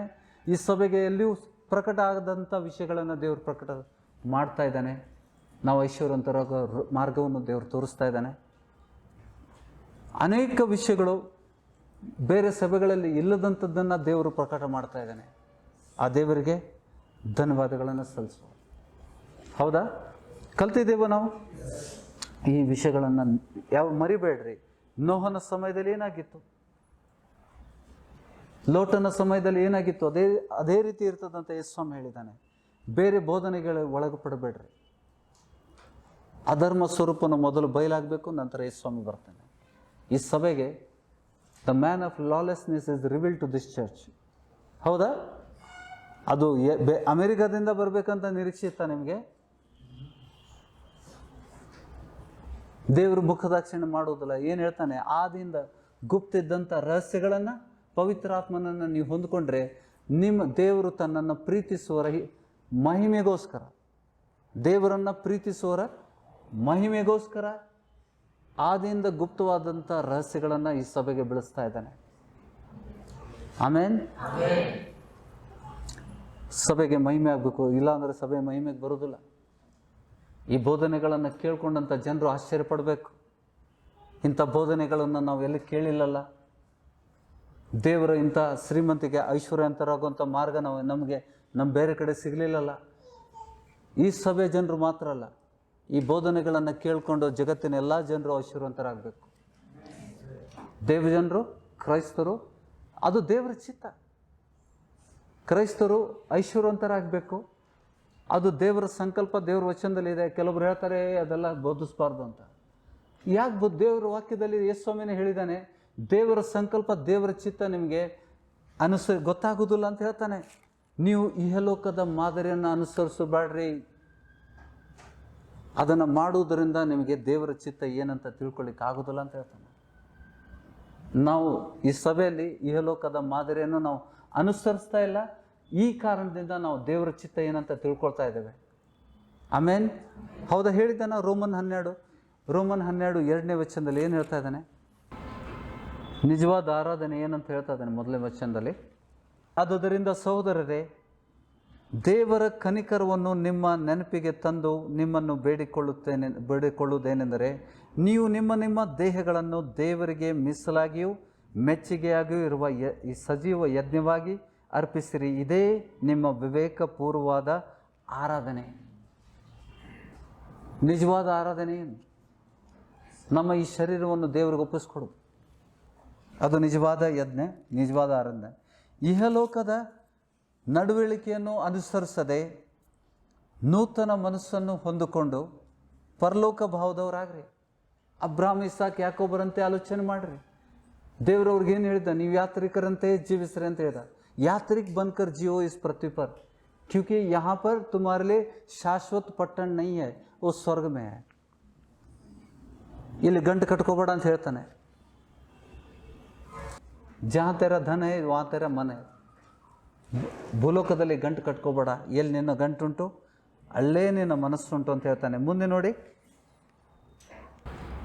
ನೂತನ ಮನಸ್ಸನ್ನು ಹೊಂದಿಕೊಂಡು ಪರಲೋಕ ಭಾವದಾರ. ಹೀಗಾದರೆ ಒಂದು ವೇಳೆ ನೀವು ಆ ರೀತಿ ಮಾಡಿದರೆ ಮುಂದಿನ ವಿಷಯಗಳು ನಿಮಗೆ ದೇವರ ಚಿತ್ತಕ್ಕನುಸಾರವಾದದ್ದು, ಅಂದರೆ ಉತ್ತಮವಾದದ್ದು, ಮೆಚ್ಚುಗೆಯಾದದ್ದು, ದೋಷವಿಲ್ಲದ್ದು ಯಾವುದೆಂದು ವಿವೇಚಿಸಿ ತಿಳಿದುಕೊಳ್ಳಿರಿ. ಇಲ್ಲಾಂದರೆ ತಿಳ್ಕೊಳ್ಳಿಕ್ಕಾಗೋದಿಲ್ಲ. ಇಹಲೋಕ ಮಾದರಿಗಳನ್ನು ನೀವು ಅನುಸರಿಸ್ತಾ ಇದ್ದರೆ ದೇವರ ಚಿತ್ತ ಏನಂತ ನಿಮ್ಗೆ ಗೊತ್ತಾಗೋದಿಲ್ಲ. ಈ ಸಭೆಯಲ್ಲಿ ನಾವು ಇಹಲೋಕದ ಮಾದರಿಯನ್ನು ಹುಡುಕಿ ನಾವು ತಿರಸ್ಕಾರ ಮಾಡ್ತಾ ಇದ್ದೇವೆ. ನಮ್ಮನ್ನು ಹೆಚ್ಚಳ ಪಡಲಿಕ್ಕಲ್ಲ, ದೇವರ ವಾಕ್ಯಕ್ಕೆ ವಿಧೇಯರಾಗಿದ್ದೇವೆ ನಾವು. ಅದಕ್ಕೆ ದೇವರ ಚಿತ್ತವನ್ನು ತೋರಿಸ್ತಾ ಇದ್ದಾನೆ, ರಹಸ್ಯಗಳನ್ನು ಬಿಡಿಸ್ತಾ ಇದ್ದಾನೆ ಸಭೆಗೆ. ಅದಕ್ಕೆ ಕಾರಣ ಏನು? परमेश्वर इस कलीसिया को अपना रहस्य बता रहा है, क्योंकि हम पृथ्वी के अनुसार नहीं चल रहे. दूसरी सभाएं जो कर रहे वो कॉपी हम नहीं कर रहे. होता जो वचन में है वही चीज़ हम अनुसरण कर रहे. इसके लिए प्रभु हमारे लिए अलग चीज़ें प्रकट कर रहा है. ನಾ ಹೇಳಿದ ಅರ್ಥ ಆಯ್ತಾ? ಬೇರೆ ಎಲ್ಲಿಯೂ ನಿಮ್ಗೆ ಸಿಗದೇ ಇರುವಂಥದ್ದು ನಮಗೆ ಸಿಗಲಿಕ್ಕೆ ಕಾರಣ ಏನು? ಆತನ ವಾಕ್ಯಕ್ಕೆ ವಿಧೇಯರಾಗಿದ್ದರಿಂದ. ಆಮೇನ್. ಸಭೆ ವಿಧೇಯರಾಗಿರ್ಬೇಕಾ? ದೇವ್ರಿಗೆ ಎಂಥ ಸಭೆ ಬೇಕು? ಪರಿಶುದ್ಧ, ಸುಕ್ಕು, ಕಳಂಕ, ಮಹಿಮೆಯುಳ್ಳ ಸಭೆ. ಸಭಾ ಮಹಿಮಾ ಚಾಹಿಯೆ. ಅದಕ್ಕೆ ನಾವು ಆದಷ್ಟು ಒಂದು ವೇಳೆ ನಾನೆಲ್ಲಾದರೂ ತಪ್ಪಿದರೆ ನೀವು ಕೂಡ ಹುಡುಕಿ ದೇವ್ರ ವಚನದಲ್ಲಿ ಹೀಗಿದೆ ಬ್ರದರ್, ಇದನ್ನು ನಾವು ತಿದ್ಕೊಳ್ಳುವ ಅಂತಂದರೆ ನಾ ಆಮ್ ರೆಡಿ. ನೀವ್ಯಾರು ನಂಗೆ ಹೇಳೋರು? ಸೇವಕರಿಗೆ ನೀವು ಕಲಿಸ್ತೀರಾ, ಪವಿತ್ರಾತ್ಮ ಕಲಿಸ್ತೀರಾ? ಇಲ್ಲ, ನಿಮ್ಮ ಮೂಲಕನೂ ಬರಬೇಕು. ನೀವು ಕೂಡ ಹುಡುಕ್ರಿ ದೇವ್ರ ವಚನಗಳನ್ನು, ಗುಪ್ತ ನಿಧಿಯಂತೆ ಹುಡುಕ್ರಿ. ನಿಮ್ಗೇನಾದರೂ ಸಿಕ್ಕರೆ, ನಾವು ಯಾವುದಾದ್ರೂ ಗೊತ್ತಿಲ್ಲದ ಏನಾದರೂ ಈ ಸಭೆಯಲ್ಲಿ ಇಹಲೋಕದ ಮಾದರಿಯನ್ನು ಅನುಸರಿಸಿದರೆ ಅದನ್ನು ತೊಳೆದು ಹೊರಗೆ ಹಾಕ್ಬಿಡುವ. ಮಾಡ್ತೀರಾ? ಇದರಲ್ಲಿ ಯಾರು ದೊಡ್ಡವರು ಚಿಕ್ಕವರು ಇಲ್ಲ. ವಾಕ್ಯಕ್ಕೆ ಮಾನ್ಯತೆ ಕೊಡ್ರಿ. ಇದೇ ರೀತಿಯಲ್ಲಿ ನೀವು ನಡೀರಿ. ಇದು ನಿಮಗೆ ಮಾದರಿ. ಸಭಾಪಾಲಕನು ನಿಮ್ಮ ಮಾದರಿ. ಯಾವ ರೀತಿ ವಚನದಲ್ಲಿದೆ, ವಚನ ಬಿಟ್ಟು ಎಡಕ್ಕೆ ಬಲಕ್ಕೆ ತಿರುಗಬಾರ್ದು ಅಂತ ಹೇಳ್ತಾನೆ ದೇವರು. ಅದು ದೇವರಿಗೆ ಇಷ್ಟವುಳ್ಳ ಯಜ್ಞ. ನಮ್ಮ ಜೀವನವನ್ನೇ ದೇವರಿಗೆ ಮುಡುಪಾಗಿಡ್ರಿ. ಇಹಲೋಕದ ಮಾದರಿಯನ್ನು ಅನುಸರಿಸದೆ ಪರಲೋಕ ಭಾವದವರಾಗ್ರಿ. ಯಾಕೆಂದರೆ ಯೇಸುಸ್ವಾಮಿ ಏನು ಹೇಳ್ತಾನೆ? ನಾನು ಜೀವಿತರಿಗೆ ದೇವರು. ಈ ಕಾರಣದಿಂದ ನಾನು ಅಬ್ರಾಹ್ಮನ ದೇವರು, ಇಸ್ಸಾಕನ ದೇವರು, ಯಾಕೋಬನ ದೇವರು ಎಂದು ಇದು ನನ್ನ ಶಾಶ್ವತವಾದ ಹೆಸರು ಅಂತ ಹೇಳಲಿಕ್ಕೆ ಕಾರಣ ಏನು? ಅವರು ಜೀವಿತರಾಗಿದ್ದರು. ಅಬ್ರಾಹ್ಮ, ಇಸಾಕ್ ಜೀವಿತರು. ಯಾಕೆಂದರೆ ಅವರು ಇಲ್ಲಿ ಗಂಟು ಕಟ್ಕೊಳ್ಳಿಲ್ಲ. ನಾವಿಲ್ಲಿ ಗಂಟು ಕಟ್ಕೊಂಡ್ರೆ ಏನಾಗ್ತೇವೆ? ಶರೀರ ಭಾವವನ್ನು ಅನುಸರಿಸಿ ನಡೆಯುವುದಾದರೆ ನೀವು ಸಾಯುವುದು ನಿಶ್ಚಿತ. ಆಮೇನ್. ಅರ್ಥ ಆಯ್ತಾ? ಎಲ್ಲ ಒಂದಕ್ಕೊಂದು ಸಂಬಂಧಪಟ್ಟಿದ್ದು. ನಿಮ್ಮ ಈ ಜೀವಮಾನದಲ್ಲಿ ಏನಿದೆ, ಇದ್ದುದರಲ್ಲಿ ಭಾಳ ದೊಡ್ಡ ಅರಮನೆ ಕಟ್ಟಿ, ದೊಡ್ಡ ಮನೆ ಕಟ್ಟಿ ಮೇಂಟೈನ್ ಯಾರು ಮಾಡ್ತೀರಿ? ಗೋಳಾಟದಲ್ಲಿ ಜನ ಏನು ಮಾಡ್ತಾರೆ? ಮುಗದೆ ಹೋಯ್ತು ಸಮಾಪ್ತಿ. ಗೋಳಾಟ ಯಾಕೆ ಗೋಳಾಡ್ತಾ ಇದ್ದಾರೆ? ಮುಗದೆ ಹೋಯ್ತು, ಸೂರ್ಯ ಇಲ್ಲ. ಈಗ ಬಟ್ಟೆ ಒಣಗಲಿಕ್ಕೆ ಹಾಕೋದಿಲ್ಲ, ಮುಗದೆ ಹೋಯ್ತು. ಯೇಸುಸ್ವಾಮಿ ಬಂದಾಗ ಎಲ್ಲವೂ ಆಕಾಶ ಮತ್ತು ಭೂಲೋಕದ ಶಕ್ತಿಗಳು ಕದಲಿ ಹೋಗುವು. ಎಲ್ಲವೂ ನಾಶ ಆಗಿ ಮುಕ್ತಾಯ, ಸಮಾಪ್ತಿ, ಯುಗದ ಸಮಾಪ್ತಿ. ಅದಕ್ಕೆ ಗೋಳಾಡ್ತಾ ಇದ್ದಾರೆ. ಎಲ್ಲ ಚೌಕಗಳಲ್ಲಿ, ಎಲ್ಲ ಬೀದಿಗಳಲ್ಲಿ ಗೋಳಾಟ ಕೇಳಿಸ್ತಾನೆ ಇರ್ತದೆ. ಯೇಸುಸ್ವಾಮಿ ಬಂದು ದೇವಜನರು ಎತ್ತಲ್ಪಟ್ಟಾಗ ಗೋಳಾಟ ಭೂಮಿ ಮೇಲೆ. ಅದಕ್ಕೆ ದೇವರು ಆ ಗೋಳಾಟದಿಂದ ನಮ್ಮನ್ನ ಮೇಲೆ ಕೆತ್ತಾ ಇದ್ದಾನೆ. ಆಮೇನ್. ಗೋಳಾಟ ಕೇಳಲಿಕ್ಕೆ ಇಲ್ಲಿರಬೇಡ್ರಿ. ಆ ದಿನ ನಿರೀಕ್ಷೆ ಮಾಡಬೇಡ್ರಿ. ನಾವು ಗೋಳಾಟ ಕೇಳಬೇಕಂತ ಆಸೆ ಪಡಬೇಡ್ರಿ. ಅದಕ್ಕೆ ಇಲ್ಲಿ ಹೇಳ್ತಾ ಇದ್ದಾನೆ ದೇವರು, ಅದನ್ನು ಆಸೆ ಪಡಬೇಡ್ರಿ. ಹೌದಾ? ಹೌದೌದು. ಅಲ್ಲ, ಅನೇಕ ರೀತಿಗಳು ಜನ ಎತ್ತಲ್ಪಟ್ಟಿದ್ದಾರೆ. ಅಷ್ಟೇ ಅಲ್ಲ, ಕತ್ತಲೆ ಅಲ್ಲ, ಘೋರ ಕತ್ತಲೆ ಅಂತ ಹೇಳ್ತಾನೆ. ಸೂರ್ಯ ಚಂದ್ರ ಹಗಲೊತ್ತಲ್ಲಿ ಕತ್ತಲೆ ಆಗ್ತದೆ. ಹೇಳ್ತಾ ಇದ್ರಪ್ಪ, ಸುವಾರ್ತೆ ಹೇಳ್ತಾ ಇದ್ರು, ಬಂದೇ ಬಿಟ್ಟಲ್ಲ.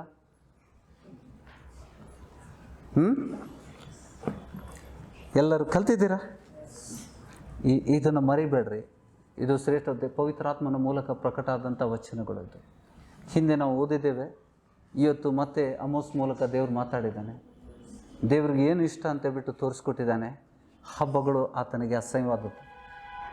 ಹಬ್ಬಗಳು ಆತನಿಗೆ ಅಸಹ್ಯವಾದದ್ದು. ದೇವ್ರು ಮಾತಾಡ್ತಾ ಇದ್ದಾನೆ. ನಾವು ಹಬ್ಬ ಬಿಟ್ಟಿದ್ದು ಒಳ್ಳೇದಾಯ್ತಾ? ದೇವ್ರ ವಚನಕ್ಕೆ ಅನುಗುಣವಾಗಿದೆಯಾ? ಎಲ್ಲರೂ ಕೇಳ್ತಾರೆ, ಅಮೇರಿಕಾಕ್ಕಿಂತ ನೀವು ಶಾಣ್ಯರೇನು? ನಾವು ಪರಲೋಕಕ್ಕೆ ಬರೋ ಮಾರ್ಯ, ನಮ್ಗೆ ಯಾಕೆ ಅಮೇರಿಕಾ ಜೊತೆಗೆ ಹೋಲಿಸ್ತಾ ಇದ್ದೀರಿ? ನಾವು ಎಲ್ಲಿಯವರು?